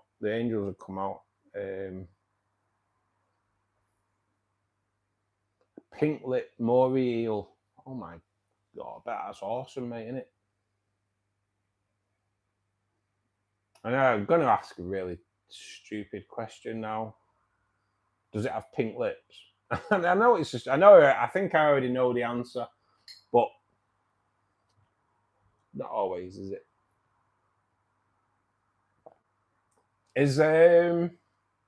Have you got pictures of that on your Instagram, Raina? Oh, because I'll check it out if you have.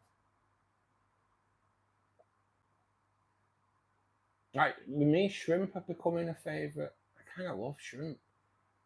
When I see a buried shrimp, I'm kind of buzzing. If I see little shrimp, Jesus Christ, I am like, I don't know.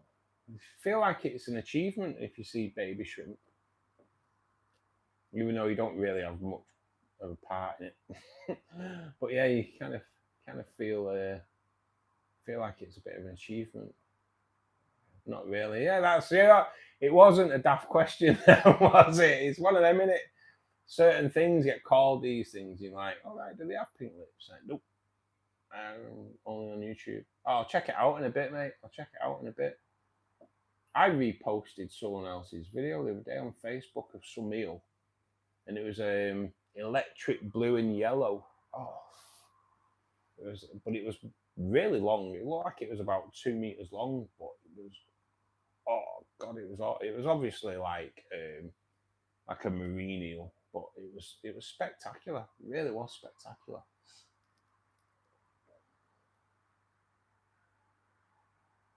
You're only on YouTube.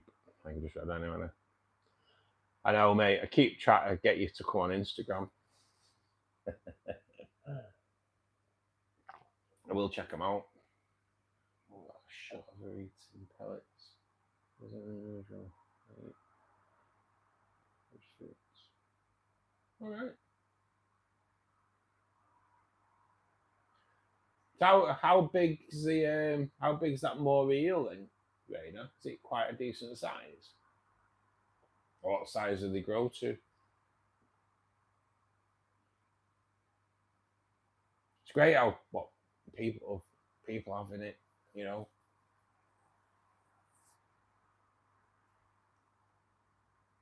I would like archer fish though at some point. I've just never seen them either though.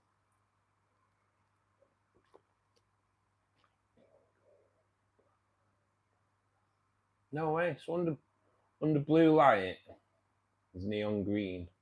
Under daylight, black and brown. Mad, isn't it? Just madness, isn't it? And then if you hold your phone up, it's a totally different colour again. I bet. Usually up to 30 centimetres. All right. Oh, not massive then, is it really? I thought they might be like 3-4 foot, something like that. What books are these? We will see.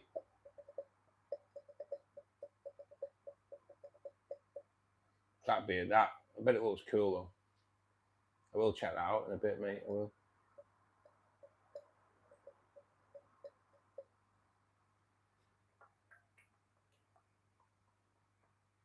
So tomorrow I'm going to be putting the wave maker on the rainbow tank. That is happening tomorrow. It's something I can't really do on the live stream because it's a sponsored video, so I have to make the sponsored video. And then I think what I may do is maybe think so. If I film the video tomorrow, it'll launch on Friday afternoon, and then Saturday will just be the live stream, the 5-hour live stream. But I'm not going to do the 5-hour live stream as a paid promotion. I won't really mention it. I'll have to probably turn it off while I do the water change. I won't mention it. And what I might do in a week, like say Monday, I may do the stream as like a paid promotion, and then I can mention the Hygo and kind of say how I found it over a few days, because it is a concern with the wave maker regarding the Lotus Tiger Lily. So I've got concerns about it. So we will have to see. The Lotus is low at the moment, so probably a good time to test it. See how it goes. Like I say, I'm hoping that the massive clump of Anubias down the right hand side kind of takes the flow out. But I'm also hoping that the flow that the wave maker will add to the tank will clear all the detritus out of that clump of Anubias as well. So, but I have got an idea of maybe blast cleaning the Anubias out with the wave maker. Don't know if that'd work, but we'll see. I don't know how powerful the wave maker is. I've never used a wave maker before. It's totally new. Something I have been considering for a while was adding a wave maker to the tank. But it was always if I had a wave maker and it affects the Lotus, I'll have to turn it off, and it would be an expensive kind of fork out for no reason.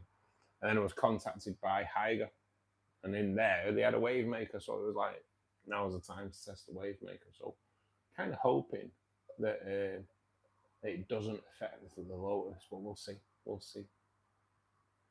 It's just a massive stream of air bubbles coming off the Lotus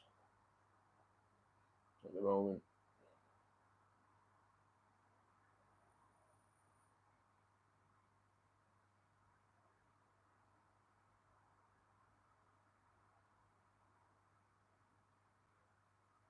Yeah, next week's live stream on Saturday is going to be 5 hours at least. It's going to start at midday, so that'll be interesting.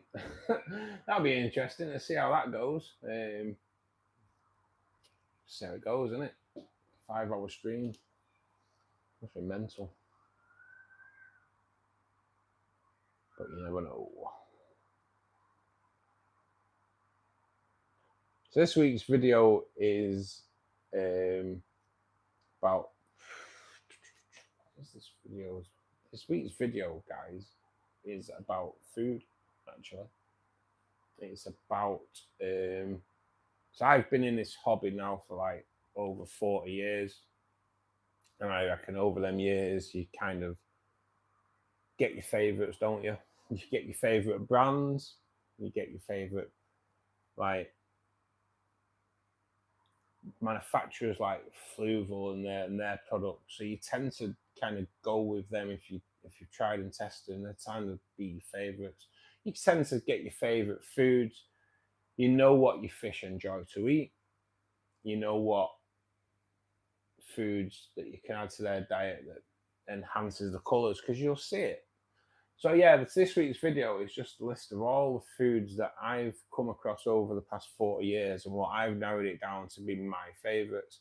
Some that maybe you'd class as a superfood for fish.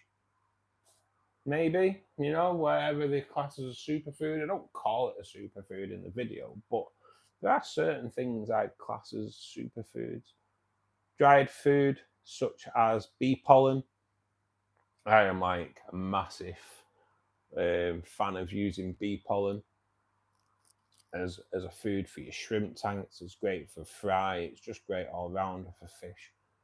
And then superfood like live foods like bloodworms. Bloodworms are just add just so much. They're great for conditioning your fish ready for breeding. They are just like bloody amazing, to be perfectly honest. It's the best plant to put in a high pH African cichlid tank. I think won't Anubias do all right in Africa? I think ain't Anubias one of the only plants that you can put in with African cichlid tanks. I've never had an African cichlid tank, DV174. Thanks for joining us as well today, mate. It's nice that you could pop in. Raina, do you know? There we go. BBS is also a superfood. Yeah, mate. I do use BBS as well. I have.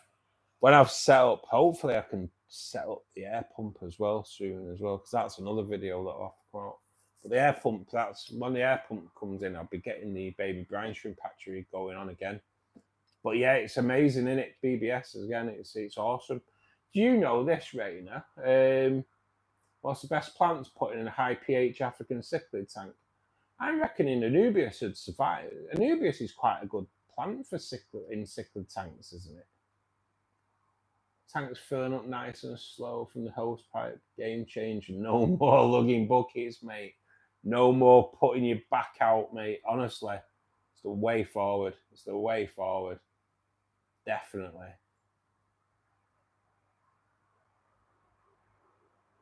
Not a problem, DV. Not a problem. I'm pretty sure Anubias is good, and it's a hard leaf plant as well, because I do believe African cichlid tanks are quite hard to grow plants in, because I don't think it's the pH of the water. I think it's more the fact that they just savage the plants.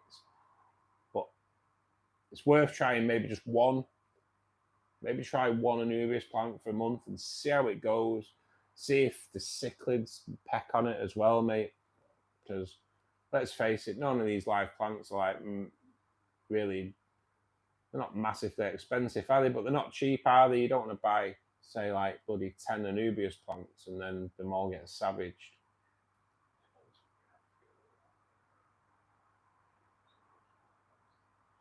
I had Crips as well there, DV. Hopefully he's still in, buddy. Crips as well.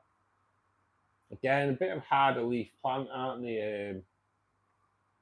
I've got a few Crips in mine, and my angels have my rainbows have a little bit of a peck at it, but they seem to do all right.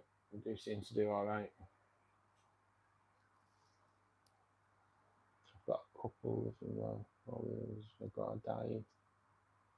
Yeah, it's just like Raina says there. Try Crips as well. So it goes. Just remember though, DV. Sometimes, like with the Crips, you'll add Crips to that water and they will die off, but then they will grow back. So just bear in mind that if the roots are still there, then the plant could transform. So just be careful. Crips are a bit of a one for melting away. Even if you just move them around in a tank, they can melt away. So sometimes when plants die off, mate, they do grow back, especially if they're brand new, bought from a shop and they were grown like out of water. Once you enter them into water, they do kind of fade away and come back a slightly different plant, if you will, really.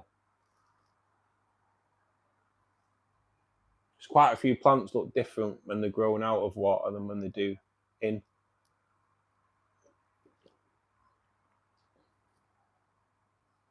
Crypto tastes nasty. Have you tasted it, Raina? Have you had a munch on that, mate?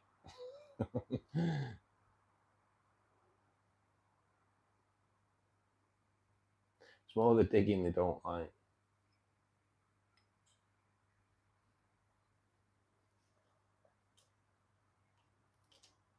I'd just like to know, you know, they taste nasty. I think that's an experience thing, that.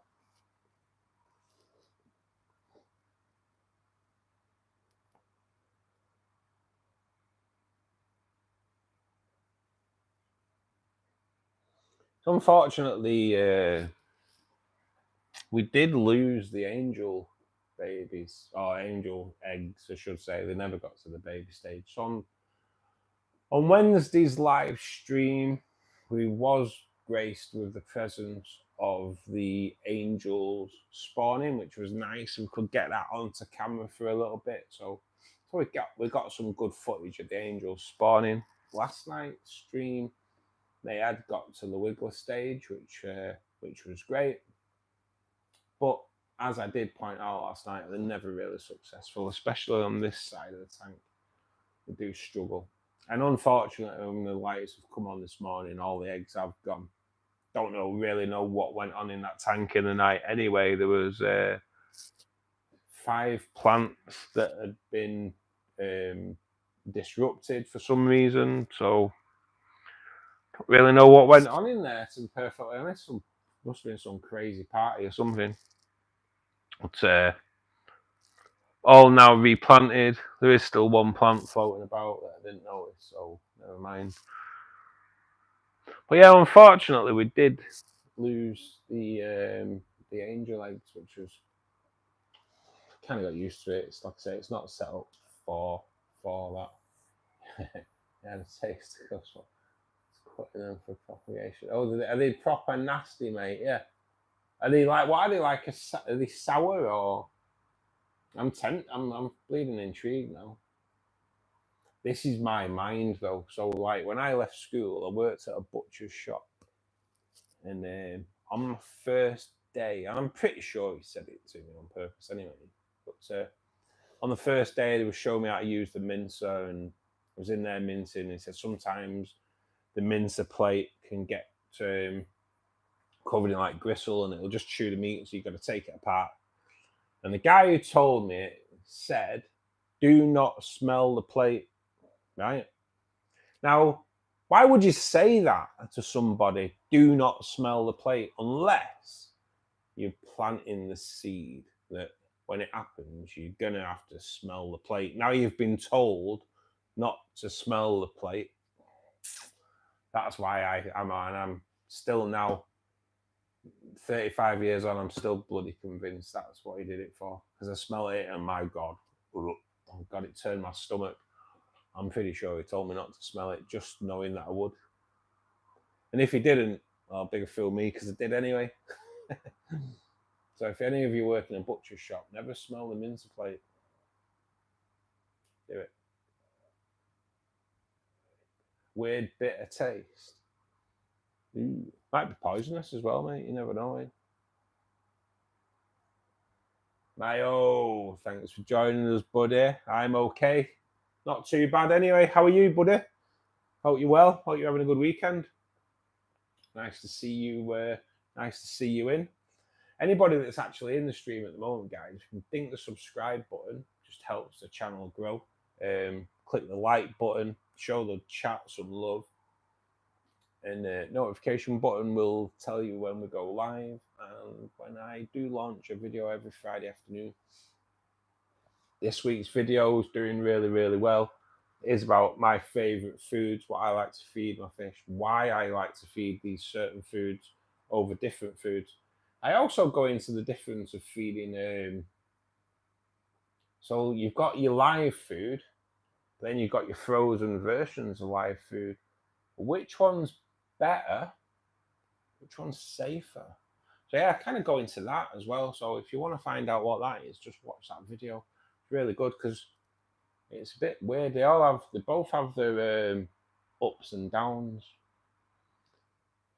and I think really. Well, I was surprised really over time which ones are actually better. So it's worth watching the video if you've not seen it yet.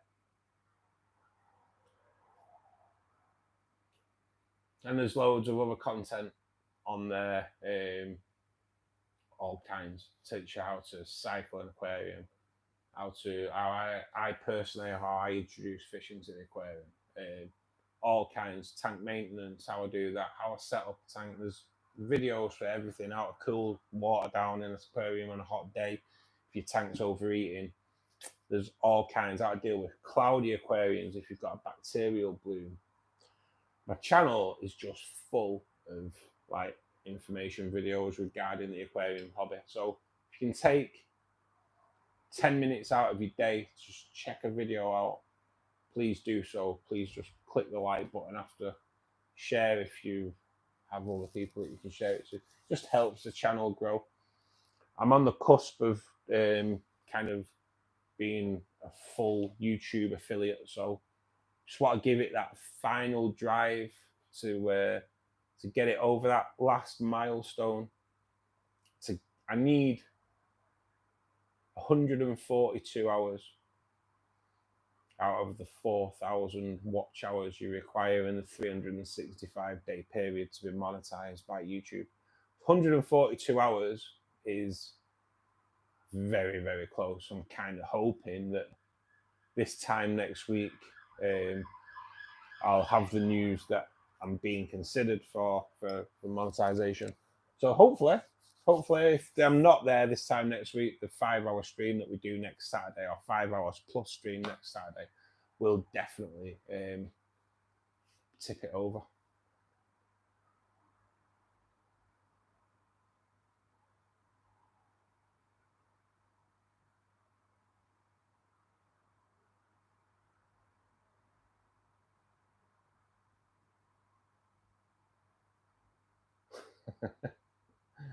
Be careful what coral you choose. Oh yeah, mate. Well, I'll be honest. I've been definitely when I come to go saltwater, research for sure. I am like mad on researching anything. Even when I go in a shop, if I see something I like, I'm tend to be like straight on my phone, seeing what the score is, what do they grow to. For as an instance, so I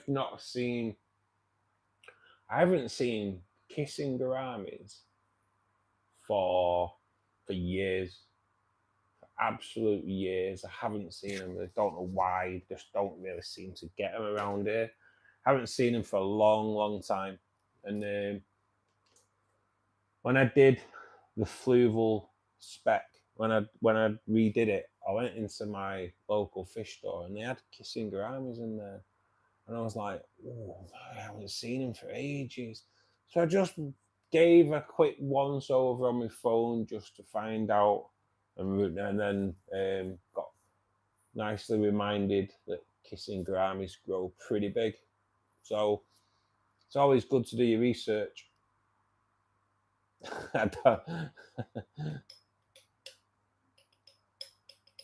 Do I want some? Sorry, mate. I might be missing something here. Do I want some what, mate? I'm kind of lost now. I've been waffling on a little bit. Do I want some crypts, or do I want some coral, or kissing gouramis? I don't know, mate. I think they grow too big.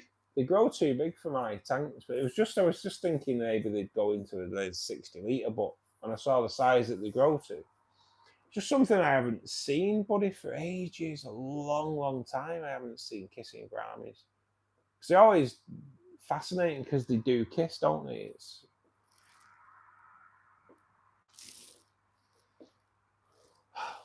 Got freaked out then. Something creaked on my chair, but it sounded like dribbling water. It's like, it's not what you want to wear when you've got tanks, is it? Dribbling water. You hatched a better today. Do you know what you're doing there, Mayo? Because Rainer is a better breeder as well, mate. So might have someone that can help you out. Good afternoon, mate. Good evening, Myers. Hope you're having a great day, mate. I watched a bit more of your content earlier on, buddy. Hope you're doing well. Stay at the YouTube, mate. Stay at it.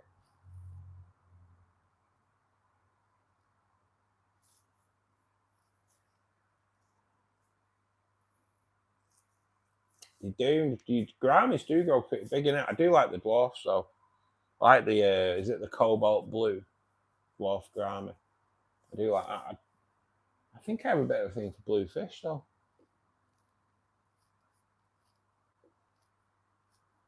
It didn't work. Oh, sorry to hear that, Niall.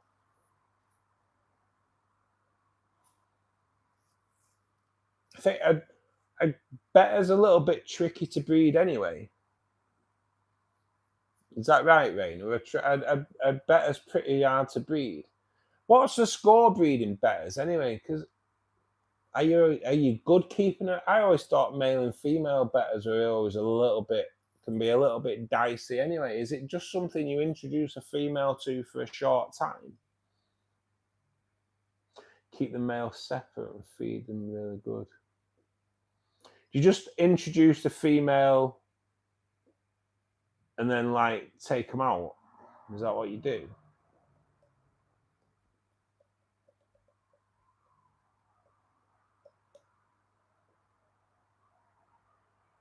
Asap Markete coming here from Turkey. Thanks for joining us, buddy. Hope you're having a great afternoon. Thanks for joining us. We have got people in from all over the world, mate. So it is a worldwide fish club. So I hope you enjoy your stay.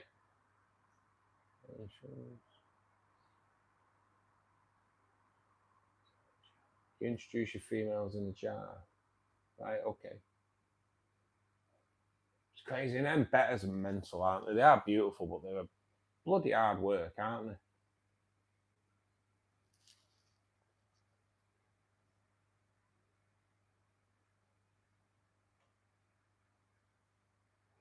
Yeah, I take it you still have to watch for any kind of regression, though. I take it. Sumak Haldar, thank you for joining us, buddy. Hope you're well. Good, Mayo. Good.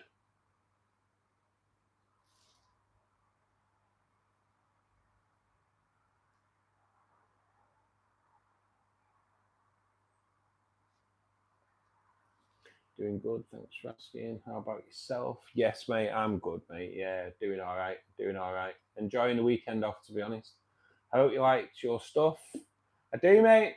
It's very similar to kind of what I do, mate. Yeah, keep going, post regularly. You just gotta keep going at it. Don't be discouraged by people if they want to try and put you off, mate.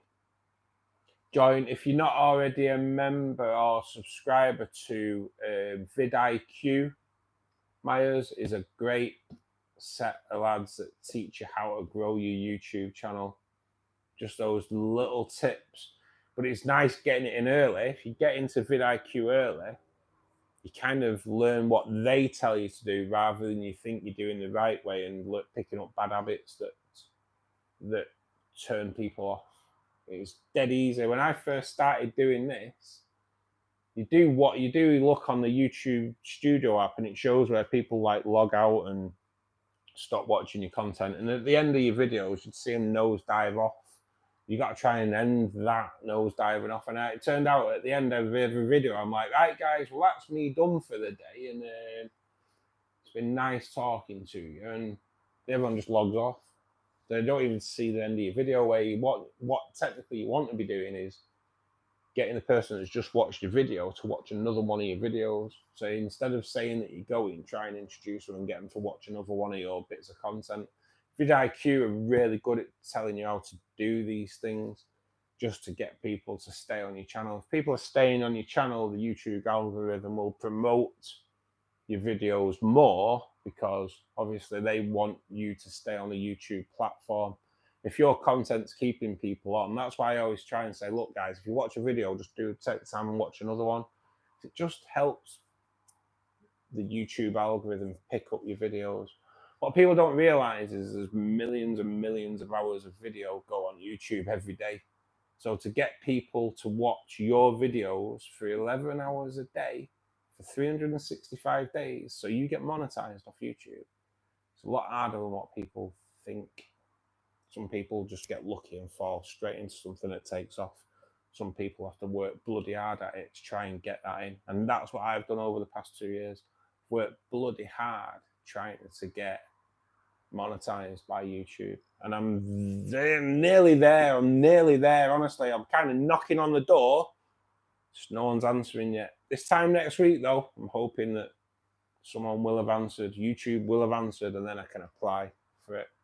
So fingers crossed, guys. Fingers crossed. And I can only ever thank everybody that watches, everybody that subscribes.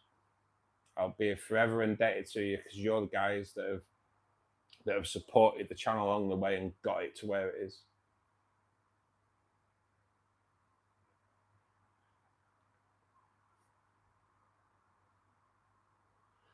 It comes with time, Myers, the quality, mate.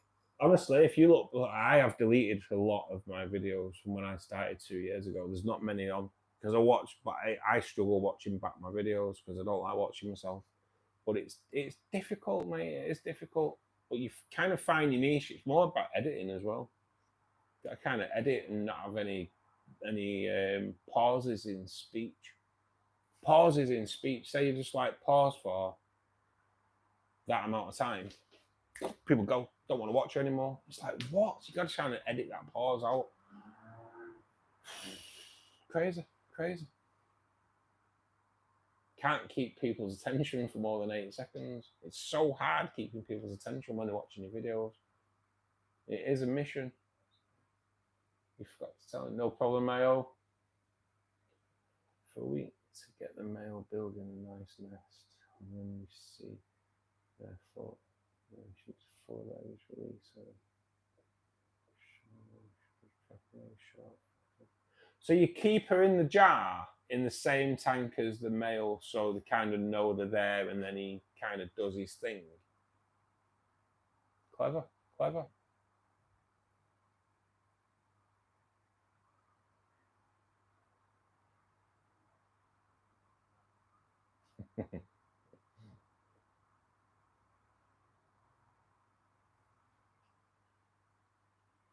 Yeah, Myers, honestly, vidIQ, mate. vidIQ. And you have to do something with vidIQ. You do have to kind of log in with them because they somehow they kind of slightly gain a little bit of access to your account. So you'll get emails often when you hit certain milestones, like when you've hit 250,000 views, or I think that's the first views one I've had, like 250,000 views and so many watch hours, and how many videos you produce. They just keep an eye on things and give you insights. And I'll be honest, every now and again, they'll do like a little 10-second short, and all it is telling the small YouTubes, don't give up. Honestly, mate, and they're so like, some of them are really inspiring because there's some days where you think, I ain't doing this anymore. You know what I mean? Because if you work hard on something and you like early doors, you might put like 24 hours into doing a video. So like writing out the script, kind of just making sure it flows off your tongue right. So like, bit of practice, filming it, editing it can take 24 hours, and you do it and you put it on and then 10 people watch it. And it gets really discouraging. You've just got to kind of like overcome that. And it's just one of those things. All my videos now are getting watched. You launch a video, it might not get watched straight away, but 6 months down the line, it might have 500 views. So you just don't get discouraged, mate. Just keep at it.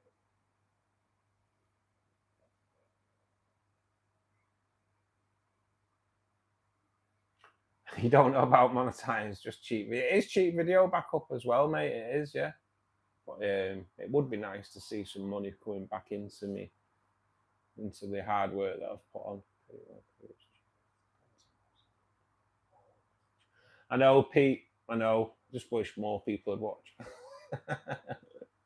But it's just one of them, innit? Just keep at it. Just got to keep at it. And you do learn. I'll be honest, I think the live streams have helped relax me a little bit more in front of the camera. Things flow a little bit more. Like a few weeks ago when I did the algae video, I did it, I watched it back and deleted it all. off my camera straight away. Just deleted it all and decided that rather than go off the scripted version of the video that I'd just made, that I just deleted because it just scripted, kind of thought, treat this video like somebody's just asked you about how to avoid having algae blooms in your tank on the live stream. And that's the way I did the video. Kind of delivered it that way instead. Edited out any of the like pauses in speech, and it kind of launched. It did way better. So you kind of learn as you go along, learn your techniques.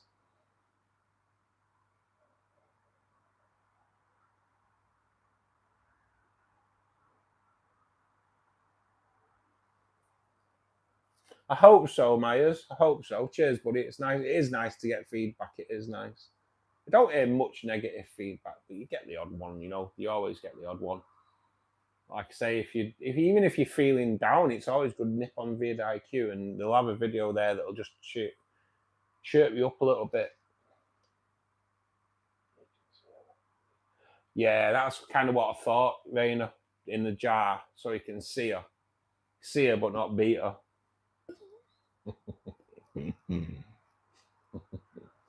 Wouldn't it be great if you do that with a wife?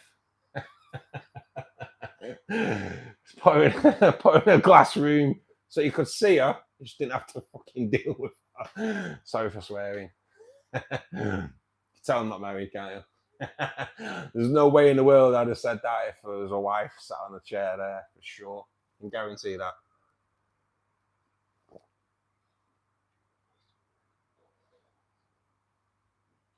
He has to be ready with a nest. I'd like to see that though. I've never seen a better nest. I've had a better before, but I rehomed him. But I've not had a better for years. I had a better in the rainbow tank, believe it or not, when I first set it up. There was a better in there, and he was in there for a couple of years, and then he was dead in there one morning. But massive tank, and he was in there all the time. He was in there. He loved it as well. Bit of flow, but he kind of hung around on the opposite side of where the flow was. But they are stunning, aren't they? They are stunning, but it's just a shame you can only have one. Imagine a tank of betters if they didn't fight all the time. Yeah, I've kind of seen I've seen videos of it, Rain. I've just never seen it firsthand. But yeah, it's a bubble nest, isn't it? It's bloody fantastic though. Nature's amazing, isn't it? Nature is amazing. Is it on the first series of the program, the Blue Planet with David Attenborough?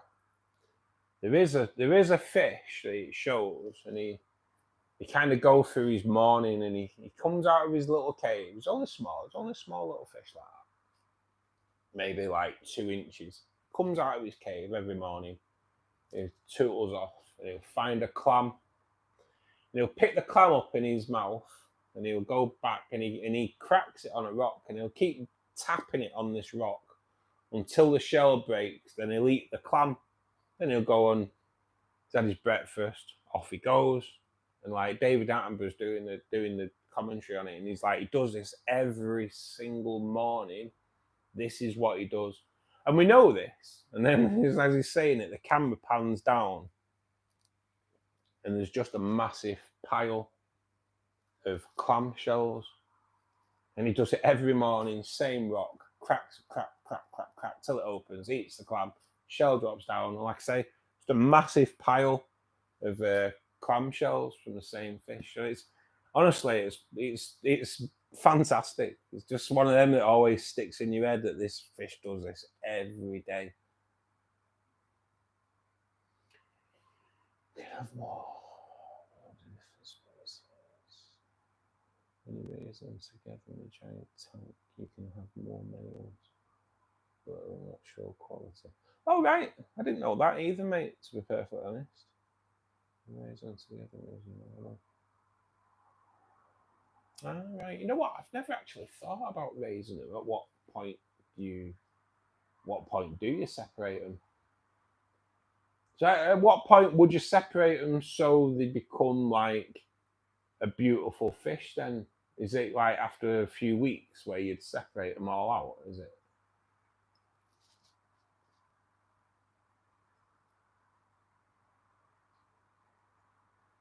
When they start when they start fighting? It's mad, isn't it? It's mad. Like I've never seen betters fighting, but I believe it's like it is pretty vicious, isn't it? How can something so beautiful be so vicious? So I don't get it. I don't get it.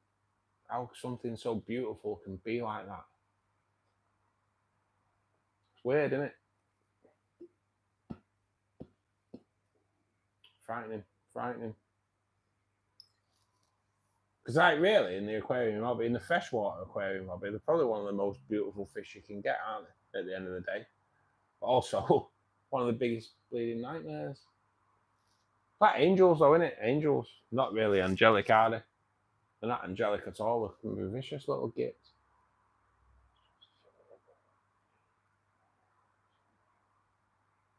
Just fin nipping. What is that?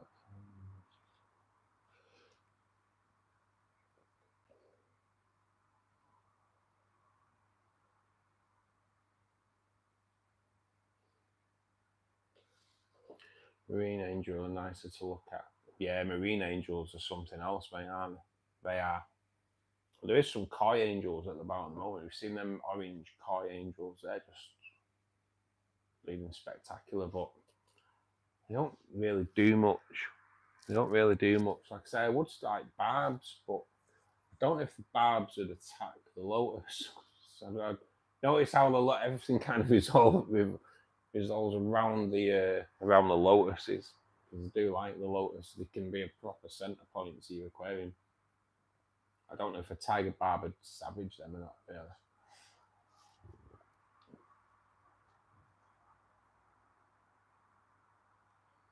Yeah, mate. What colour's your better, Pete? What colour is it?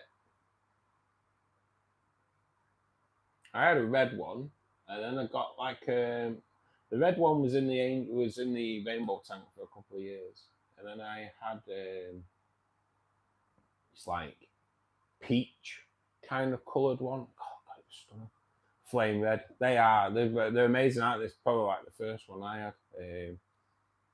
And like I say, I had this peach one. There is a short on my shorts list of it. Bleeding spectacular. He's still going. He's out. Like I say, my mate's got him now. He went in the shrimp tank, and then the shrimp tank population exploded. So I decided, because he was munching on the shrimp, I decided he had to go because it had been designed as a shrimp tank. Really, I just put a better in there because the shrimp weren't doing much. When the shrimp started exploding like they have now, they better had to go. Really, he was. I know you can have shrimp in with some betters, but it all depends on it. They all have their own little personality. Some will live side by side with things like shrimp. Some will just like it's just a food source, isn't it? They were a food source to him, to be perfectly honest. So he had to get moved on. But my mate, his little boys have him now. They love him to bits. So, and he kept his Highlander name. I think that was down my mate though. He understood the link between the betters and the name Highlander from the film. I got placket betters with white clouds and crown tails of fancy gold. Yeah, you can mix them up, can't you? You can mix them up loads. I like white clouds. I like the gold white clouds as well, Rainer. I do. I do like gold and white clouds. Or something else. A nice little addition to any tank.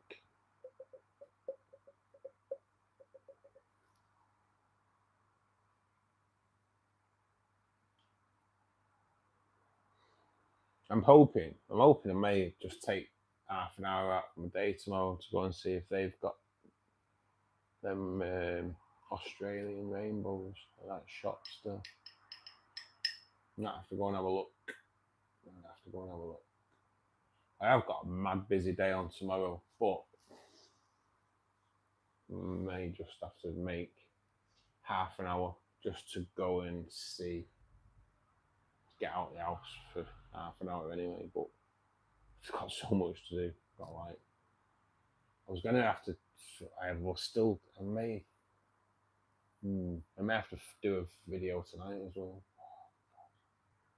God, my weekends full. I keep forgetting I've got a video I need to film tonight as well on shrimp. So that'd be interesting.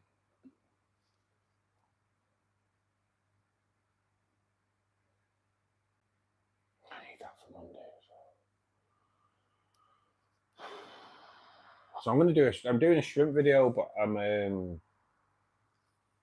gonna do it members only. I have no members. I don't have any members, but I am gonna do a shrimp video and do it at members only. If I start putting shrimp videos on my channel at the moment, with being a rainbow fish channel, it kind of blows the algorithm. But if I launch it for members only, then I don't think it'll affect. I don't think it affects the algorithm. Call white clouds, cardinal, Berlin, German. See, this is it, innit? We all have our different names. It was a few weeks ago someone mentioned black skirt tetras. Can't think who it was now. And I was like, never heard of them. And I came off, Googled it, and it was like Black Widows. A couple of weeks ago, someone said, again, I can't remember who it was, someone said, quite funny how we call cardinal tetras, we call cardinal tetras in the UK, because they call them full red tetras or something like that. Can't rightly remember what they said they called them, but it was like something like full red tetras, which I'd never heard of. It's different countries. People come on and talk about fish, and you think, oh, they sound good. Then you look and you're like, oh, right, son.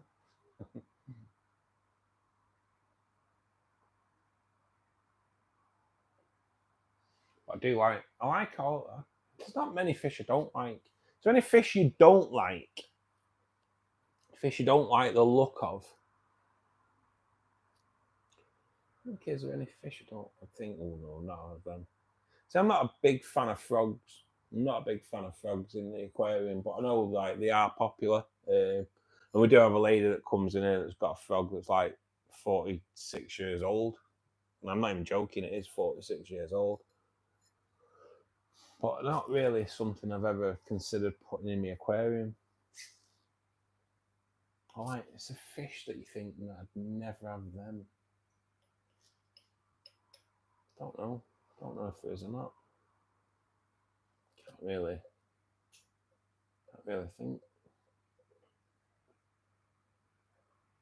Something that you don't like. Like, I wouldn't have things like mollies because they're like they're brackish a little bit, but okay, it's not because I don't like mollies. They're ace, but I don't know if there's. I'm trying to think of if there's anything that I don't really like. Just a look at that's usually shot about anything.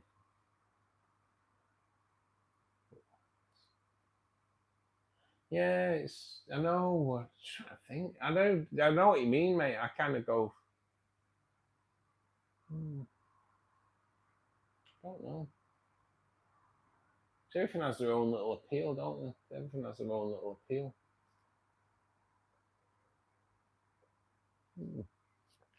Something to think about. Will. Good afternoon, buddy. Thanks for joining us, mate. Hope you're well. Don't get those fancy goldfish. You know what, mate? Yeah, you're right there. Fancy goldfish with the bulging eyes. Yeah, you're right there. That's a good call, that Will. Good call. I think they've just been bred too much, haven't they? It's like some like, I think really, maybe flower-ons as well. Just not really something I'd probably go for. Just because they've been bred to have the big lump on their head, and half the time it's just not right, is it? Nice to raise for profit. Yeah, that's something, mate, yeah. There's money in them there, fancy goldfish, isn't there?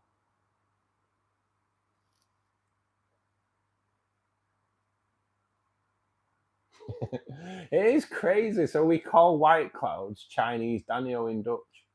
It's mad, isn't it? We all have our own little names for them, don't we?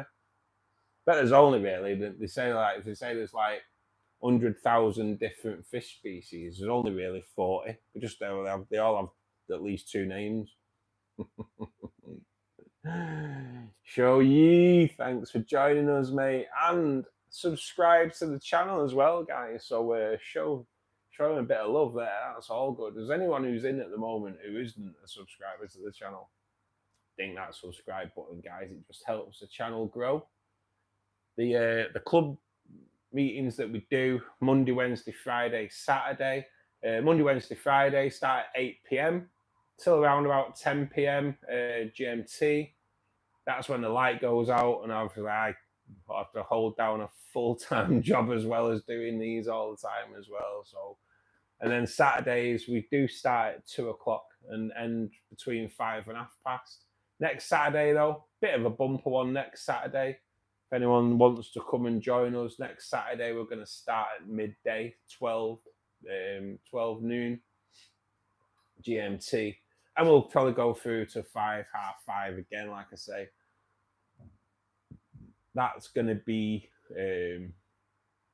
it's either going to be a final drive to get the hours onto monetization, or I'm more hoping a celebration that we've broke that milestone and we've applied for monetization from YouTube. Shouldn't be a problem because I'm kind of semi-monetized now.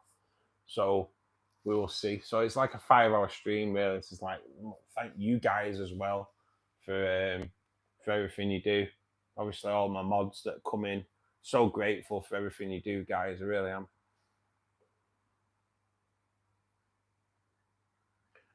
Buddy.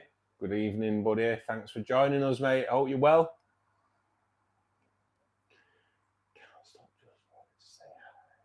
Kids are crazy this afternoon. Oh, well, a good one. Yeah, mate. We're all good, mate. It's nice that you've popped in and said hello, mate. Kids are just crazy, mate, aren't they? Give them some, give them loads of Haribo, mate, to calm them down. I believe that works. How to solve the problem of unclear water. Okay, mate. So we have to establish a few things regarding the cloudy aquarium first. Is it cloudy because you've done some work on it? Is it a new aquarium that's clouded just because it's had maintenance? Have you added any kind of sand or anything like that can cloud up the water? If you've got a sand and your cories are stirring up water, that can obviously cloud it up a little bit. Then that comes down to more of a filtration thing. So you'd add things like filter floss into your media just to polish your water and take those little molecules out. Or is it because you've got a bacterial bloom? If it's a bacterial bloom, mate, then there's a few things you kind of need to keep an eye on. That's doing like water tests to make sure you're not getting any spikes in ammonia. Otherwise, kind of do nothing. Don't do water changes if it's a bacterial bloom. Don't do water changes. Bacterial bloom of a water. If you water change a bacterial bloom, it resets it and just makes it go on for longer. It can take up to a couple of weeks to get rid of a bacterial bloom, but just do nothing unless you start seeing testing for ammonia. Then you're gonna have to do a water change. But yeah, mate, you don't really do anything. If you go onto my channel, mate, there is videos regarding getting your water crystal clear, and there's also a video on there regarding dealing with cloudy aquarium, which is a bacterial bloom. But it just goes through everything. It's worth watching the cloudy aquarium one because it gives you an insight of what's going on in your aquarium. So it just gives you that knowledge. So next time you know what's happening, and you'll see that there's not much to worry about, buddy. Thank goodness they're back in school next week. Yeah, mate. I kind of I don't look for. I look forward to school holidays. I don't have kids, so I look forward to school holidays because it makes my job a lot easier because I drive for a living. The roads are back to the usual crazy traffic next week. No problem, Shaw Yi. I was going to call you Shaw Yi. Think that's how we pronounce it. I do apologise if it's not, but yeah, mate. Check out the video, buddy. Check out. There's loads of different educational videos on my channel anyway, mate. So yeah, take a bit of time out of your day and check them out.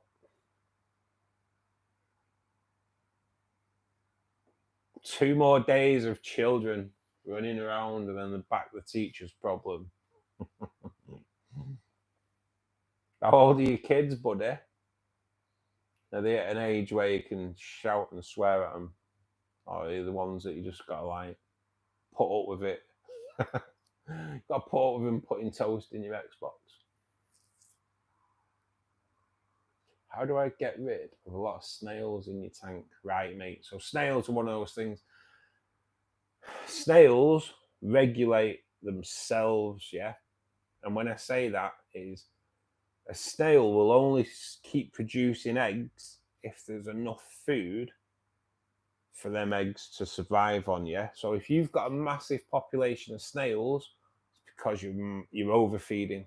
So what you'd have to do straight away is probably cut down the amount of food that you go into the aquarium by half.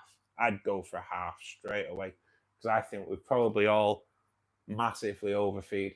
So that'll help control the snail population in the future. You can buy products that'll kill snails, but it will kill your shrimp as well. You can buy fish that'll eat your snails, but they will eat your shrimp as well. So if you want to reduce them and not kill them, like I say, reduce the amount of food that you put in, and then maybe nice, decent length slither of, say, like cucumber or zucchini or whatever. Place that in the tank, leave it in there a couple of hours. When you come back to it, chances are it'll be overrun with snails. Just take it out, and you've removed quite a few snails from there. If you want to wipe them out completely, then it'd have to be a chemical kill or something that eats your I don't know what keeps making a noise. Something keeps making a noise underneath me. It keeps making me think it's running water, and it's not. Well, hopefully that sorts your snail problem out. But yeah, cut down how much you feed. Like I say, a snail won't produce hundreds of eggs that are going to turn into snails and then compete with it for food. Yeah, something they don't do. They'll only produce eggs if there's enough food there for them all to survive. If there's not enough food there for them all to survive, they won't breed.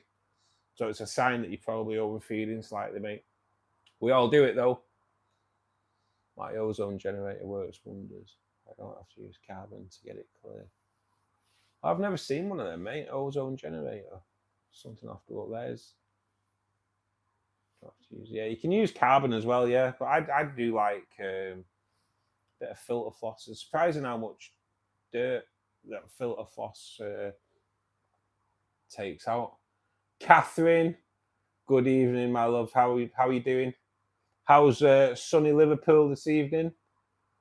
How was your party last night? Did you have a party? Did you go to a party last night, or was that last weekend? You had some mates over last weekend as well, didn't you? Did you do a Halloween do last night or anything, mate? I hate snails. I kind of was a bit gutted when I saw snails in my tank, but I do like Ramshorn snails. So now I kind of just accept them. They kind of grow on you in the end. You've just got to accept them. They're not a bad thing. They don't do a bad thing, really. Certain will munch on. Certain snails might munch your plants, but a lot of them do a job for you. But it's definitely a food problem you've got there, mate. Food problem. You'll find as well, if you're overfeeding, mate, you're going to get... that's probably where your algae's coming from as well.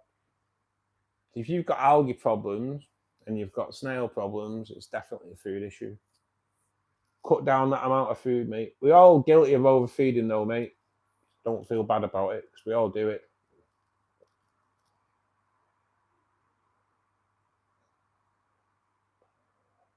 $11, $8, and $5. So yeah, you can shout and swear. And I bet they all shout and swear back, mate, don't they? Then it's like, what did he just tell me to do? Which one? The 5-year-old? When did they tell me to do? I remember years ago. So where I live, there used to be a mega bowl. Yeah, it's like not fish related story this at all, but there used to be a mega bowl, and it was like I was only 18. Me and my mate I was driving, my mate didn't drive, and we used to hang around in Megaball, and it was Sunday afternoon. We were walking in Megaball, and my mate pulled out a fag, and this was when you could smoke indoors in the UK, and he pulled out a fag and he lit his fag and he was walking into Megaball, and this little lad, he must have only been like 7-year-old at the most, comes up to him, he's like, "Can I have a fag, mister?" And my mate was like, "No, can you help?" He went, "Well, F off then, you cunt." I was like, "What?" From a 7-year-old, we were both proper gobsmacked at this lad, and just like, funny. Back in the day. 12, 7 and 5 with Myers. Oh my God. Don't know how you do it, lads. Don't know how you do it. When I was younger, I kind of wanted kids, and then I saw a few of my mates had them, and they put me off. Never been one for having them since.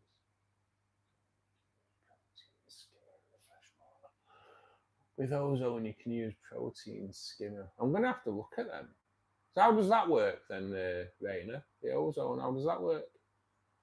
Getting all fine particles. I feel both your pain, guys. I have a mate that comes here and he walks in and he's like, "I'm jealous, so jealous," because I'm not married, I don't have any kids. So he walks in and like, got a wife at home, kids at home. I've got to watch TV that they want to watch. And he's like, "Come here, you do what you want, you eat what you want." And he's like, "I know." He's like, "I'm always jealous when I come here."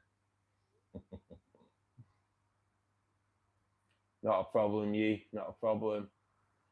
Pete. I was going to say apple snails and munching all my damn plants. Yeah, apple snails may. I'm not really sure. Do apple snails eat plants? Not sure. I do. I just like my ramshorn snails, me. But you just, like I say, if you don't overfeed, you kind of keep it going. The worst word is the C word. And oh, mate, I couldn't believe it's from a 7-year-old. It was like, what? It is a totally different life, mate, with no kids. I love it. I love it. Nice and peaceful. I reckon if I had a wife and kids, there wouldn't be 4 aquariums in my lounge for a start. There's no way. No way in the world would there be allowed 4 aquariums.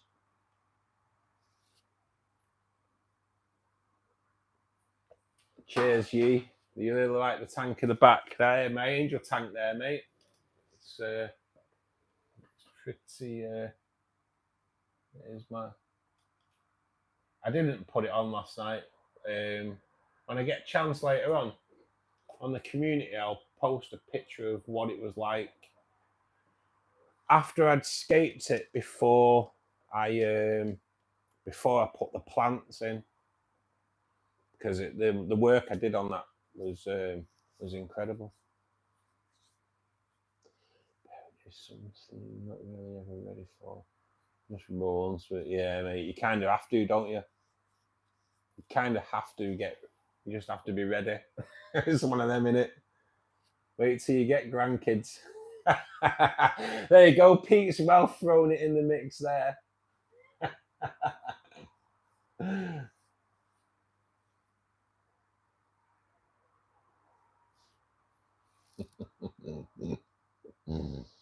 Grandkids. I know, is it seen something recently, Jason Manford? It's like, who are these people that are grandparents filling me? We're allowed, when your parents won't let you have sweets, but when the grandparents, they're filling your kids with sweets. It's kind of what I'd be like. That's what I'd be like. My mate's got 2 little lads. I think one's 6, one's 4. And yeah, I'd be just filling them with sweets all the time. Sod it. Teach them the odd swear word. The odd nice one. The odd nice swear word. I do like watching on YouTube. People put compilations of kids swearing. I just think kids swearing is quite comical. But and obviously I don't really want to swear on stream. But there is one where this little, you may have seen it. Have you seen the little kid that says, "There's an effing goat"? Have you seen it? And the mum goes, "It's a goat. It's just a goat." And the kid goes, "No, it's an effing goat." It's like this little kid's only about 3. I don't know if you've seen it, but it is proper funny. Because the attitude on this kid is like, "No, definitely an effing goat, man." Love it.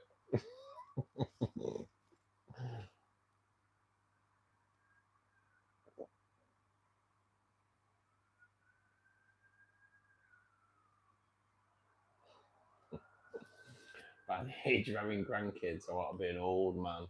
Yeah, mate. Yeah, mate. You don't want to be getting called granddad, do you, when you're 40-year-old. Do apologise if you can you hear that? Do you hear that when it comes past? I don't know if the mic blacks it out, but quite a lot of sirens come past here. I don't know if you ever get to hear them.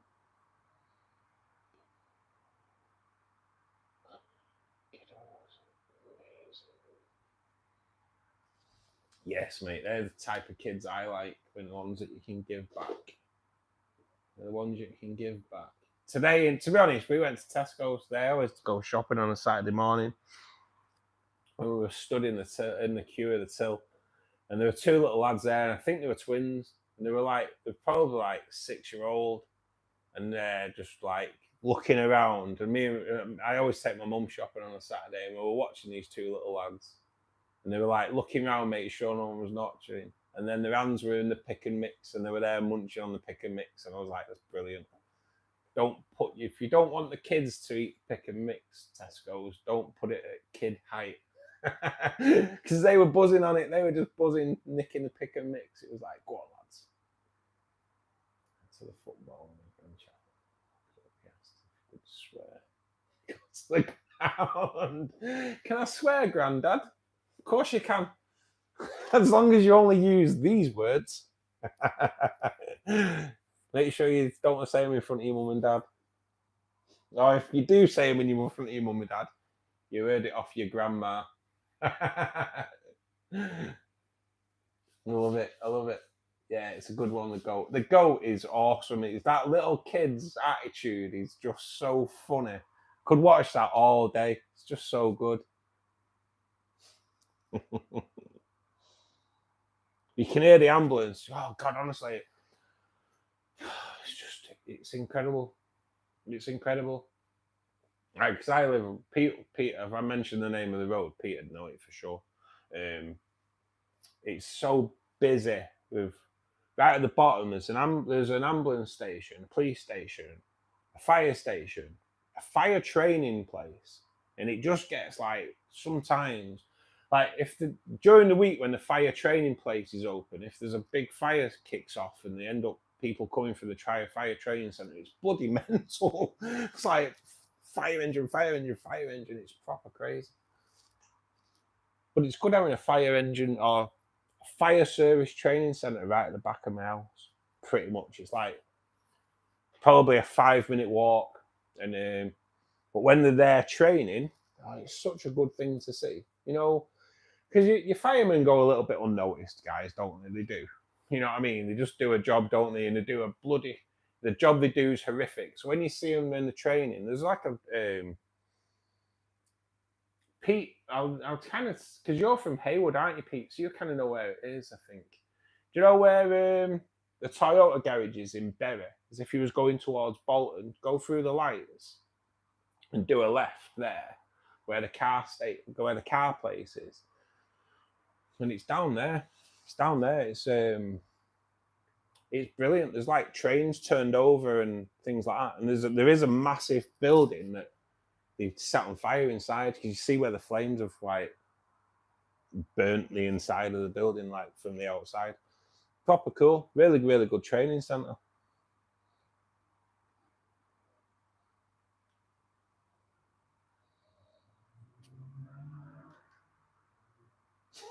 You had your earbuds in.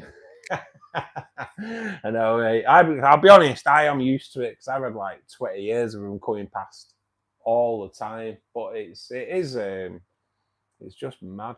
It is mad. Glass lid on your tank's really good. Yeah, cheers, buddy. And to be honest, mate, there is a video on that as well. I've got glass lids. I had glass lids made for 3 of my tanks that just fit in perfectly, and it's just the way forward. I need to try it. I did clean the one on the shrimp tank before, but there's a little bit of like lime scale on the top, so I just need to take that off and scrub it off. But you should film it YouTube. I know, mate. I know. Film the training. Do it on a separate channel. There's that kind of stuff is amazing, isn't it? And the whatever a fireman gets paid, kind of deserve at least double, don't they? Don't care what I don't even know what they get paid, but anybody whose job could take them into a situation where you're pulling out dead babies that have been burnt, no matter what money you're on there, it's not enough. I say it's quite morbid. I used to do a job where I was assessing fire damaged buildings for insurance companies. I used to do that like 20 years ago.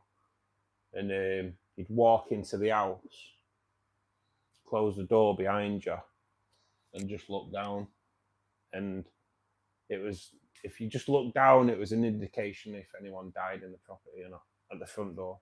Because sad thing to say regarding fires, guys, and it's probably a bit of a warning for anybody, really. So when you go to bed at night and you lock your front door, what do you do with your house key, guys? Do you put it in the kitchen? Like 8 out of 10 people, you lock the front door, you take the key out, you put the key in the kitchen, and you go upstairs to bed. Everyone does it.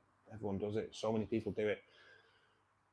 I did that job for 8 years, and the amount of jobs that I went to that people died, and that was a mistake that they made because they had a fire in the house in the middle of the night. Panic kicks in. You make your way to the front door. You can't get out because your door's locked. But the key's not there. The key's in the kitchen. And sad to say that, like, I think it works out around about 7 out of 10 people that die in house fires die at the front door. You see, it's just harsh reality. Like I say, you'd walk in and you'd look down, and you look down because you can see the finger marks at the door where they're scraping at the door. It's heartbreaking. Did that job for 8 years. I had to leave it because it sent my head west. I did a job that was a murder, and it's proper, like, you're dealing with death every day. It's distressing. So I don't know how firemen do it. I was just going in assessing buildings. I don't know how firemen do it. You've got to have just got to be so oblivious to what they're going into.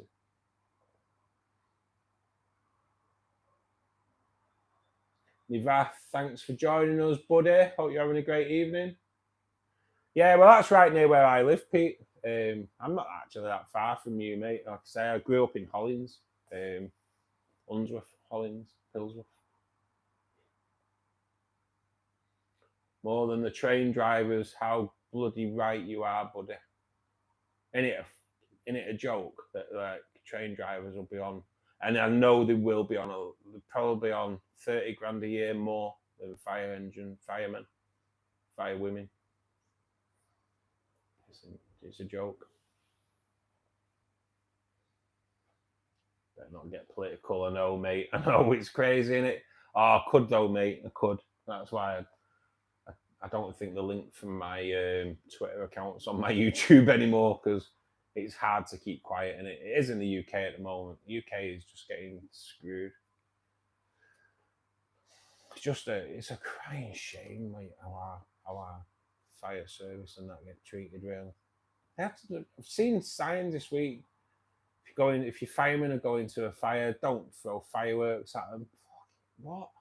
If you need telling not to throw fireworks at firemen that are trying to save your life, maybe you should just be left to burn.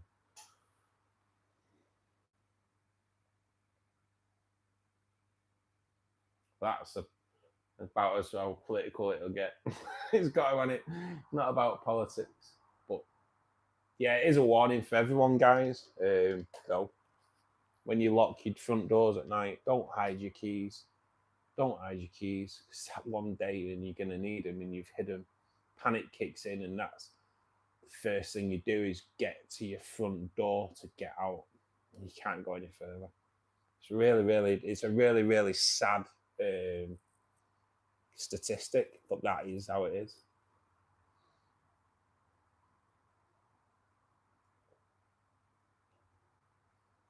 I also went to one that was fish related, an insurance claim.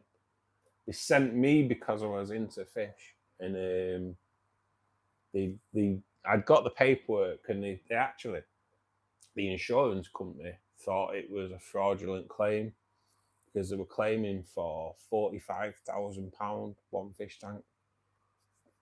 I was like, okay, I'll go and have a look. Got there, marine tank, well established, years old marine tank. It was like years old. Like I say, it was well established. I think it was like 6 foot. She had photographs of all the fish that had been in it, and they were having a kitchen fitted, and the kitchen fitter had put his saw straight through the mains, the electric cable. I think the electric was off for, if I remember right, the electric was off for 4 to 6 hours. And in that time, she'd lost everything. That's what she said. And I actually did authorise a claim. 45 grand. She had a list of all the fish, all the coral in there. And I was like, back to the insurance company. I went, it cost a fortune, this stuff. And yeah, she got paid out, but I think she was pretty upset though. The fact of losing 45 grand's worth of stuff just through contractor cutting a wire.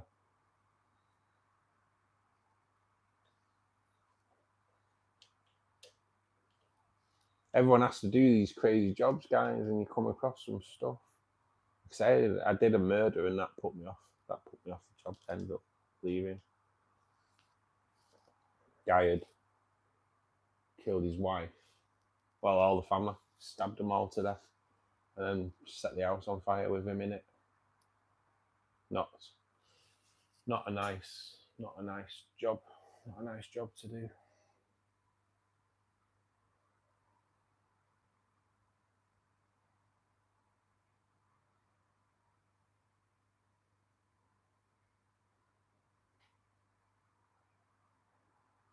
I know Will. I always thought fish weren't insured, but I guess certain things are. I don't think they. I don't know, mate. To be perfectly honest, pet insurance, yeah, but I think it may have been a separate part of a policy for it for the tank. I'm not quite sure if you can even still insure fish. You may be able to get some kind of specialist insurance for like marines and things like that, just because of the price of them and the corals. I take it you can kind of insure them. I take it, but yeah, they paid out though. Say it was a bit of a mad one. I think because a contractor had done it, that may have been part of it as well. See, like, it's a really weird one with house insurance, buddy. So there's a possibility, thinking about how it was, possibility that your fish aren't insured, yeah. But if you've got a contractor come into your property and they do something that wipes out your tank, somewhere along the line, I think his public liability insurance would kick in, and that'd end up going like the policyholder would then claim on their house insurance, and they'll get in touch with the builder's public liability insurance, and that, I take it that's how they get around it. I think that's what it'll be, Will. I think that's what it'll be, because you can't really, I don't think you can insure fish, but I think it'll all come around with a public liability insurance. It's a weird one, insurance, though. It's a weird It's a crazy one. There's some crazy things that people do regarding insurance as well. And I'll say, because I like a bit of a conspiracy. I do like a bit of a conspiracy. But has anyone ever watched the conspiracy regarding the Titanic and the insurance claim? Because what everyone thinks is the Titanic, and I'll be honest, I do strongly believe it as well. But what everybody thinks is the Titanic that's at the bottom of the ocean is actually called the Olympus. And the Olympus was the sister ship of the Titanic. And the Olympus was ready a couple of months before the Titanic. And it had its maiden voyage 2 months before the Titanic.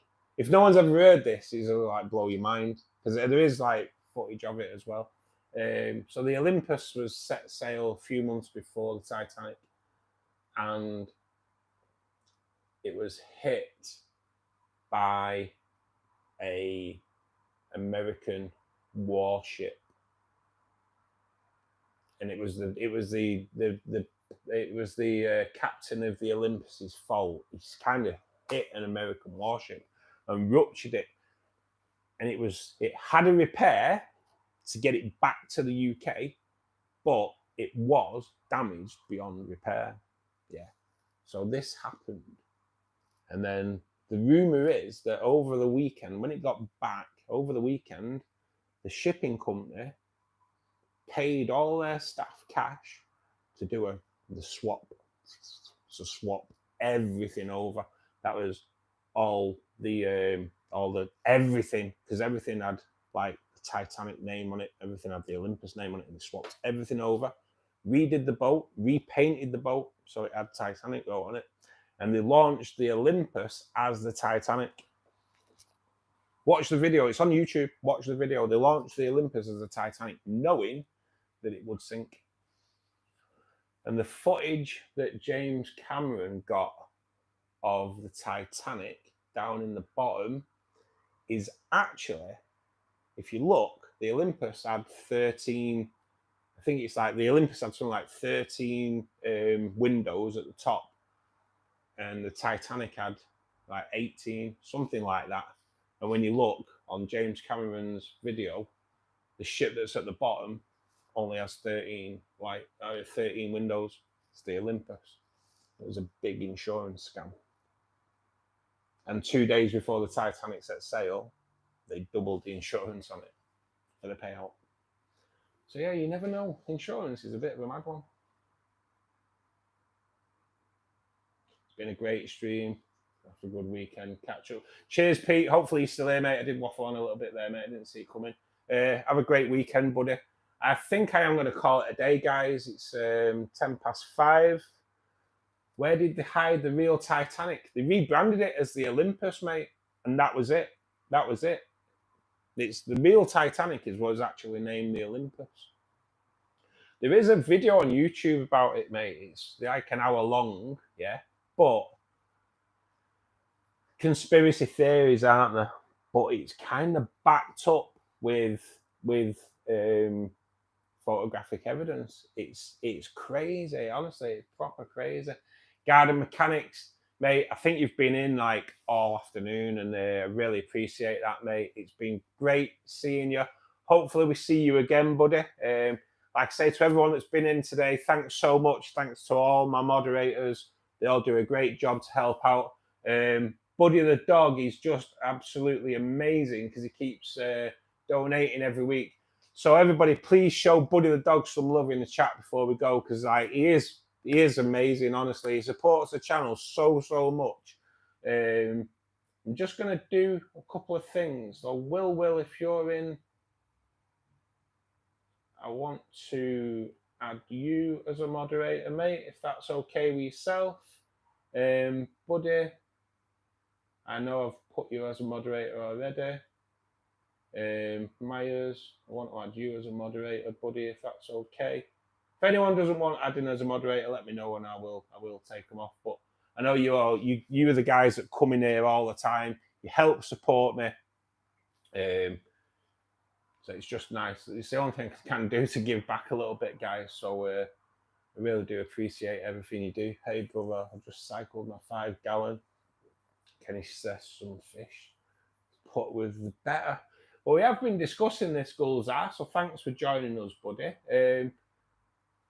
Some nice little neon tetras would be good in there.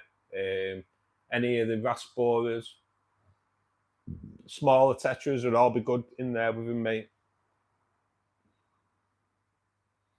Any conspiracy theory of aquatic life? I know, mate, it kind of is a bit of a aquatic tale, innit? But watch the video. It's quite an eye opener. There is a lot of evidence that backs it up. Obviously, you'll never go, yeah, that's 100%. But there is, I think, if you look on some of the James Cameron footage of the Titanic, the paint's peeling off, and you can see the Olympus go underneath. So it's a pretty mad one. What size is the tank in gallons? That's 300 litre. Check your shout. Thanks for joining us, mate. I believe it's around about 66 gallons, buddy. I was reliably informed by a few of the crew in here. Thanks for watching the bench, bud. Not a problem, man. Not a problem. Hope we have a great weekend, guys. I am back Monday at 8 p.m. So hopefully we'll see you there. Thanks to everybody who sent me a message on Instagram. Cheers, Will. I will check that out in a minute. Thanks to everybody. Buddy, you are just, honestly, mate, you are amazing. It's like 3 weeks on the road there, mate, where you've helped support the channel. And I can't honestly express how much that makes me feel really good. Jay, how are you doing, buddy? So nice to see you here. Unfortunately, Jay, we are just about to dart off, mate, but it's been absolutely brilliant seeing you again, mate. I am back Monday, mate. Hopefully you can join us. Guys, thanks so much. Have a great weekend. If you are going to any firework displays, if you're in the UK or anywhere, if you're going to any firework displays, just keep safe, guys. Don't want no burns. Just keep everything safe. Have a great weekend. Don't get too drunk. Do get too drunk. Whichever one. I'm good either way. Have a good one. See you Monday. If you get a chance, just check out a few of my videos. In the meantime, guys, that'd be really appreciated. Love you all, though. Cheers, guys. See you soon. Take care. See you. I'll see you Monday, Jay. Cheers, buddy.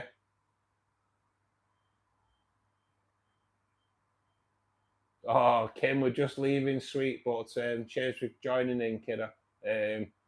Take care, everyone. See you soon. Bye now.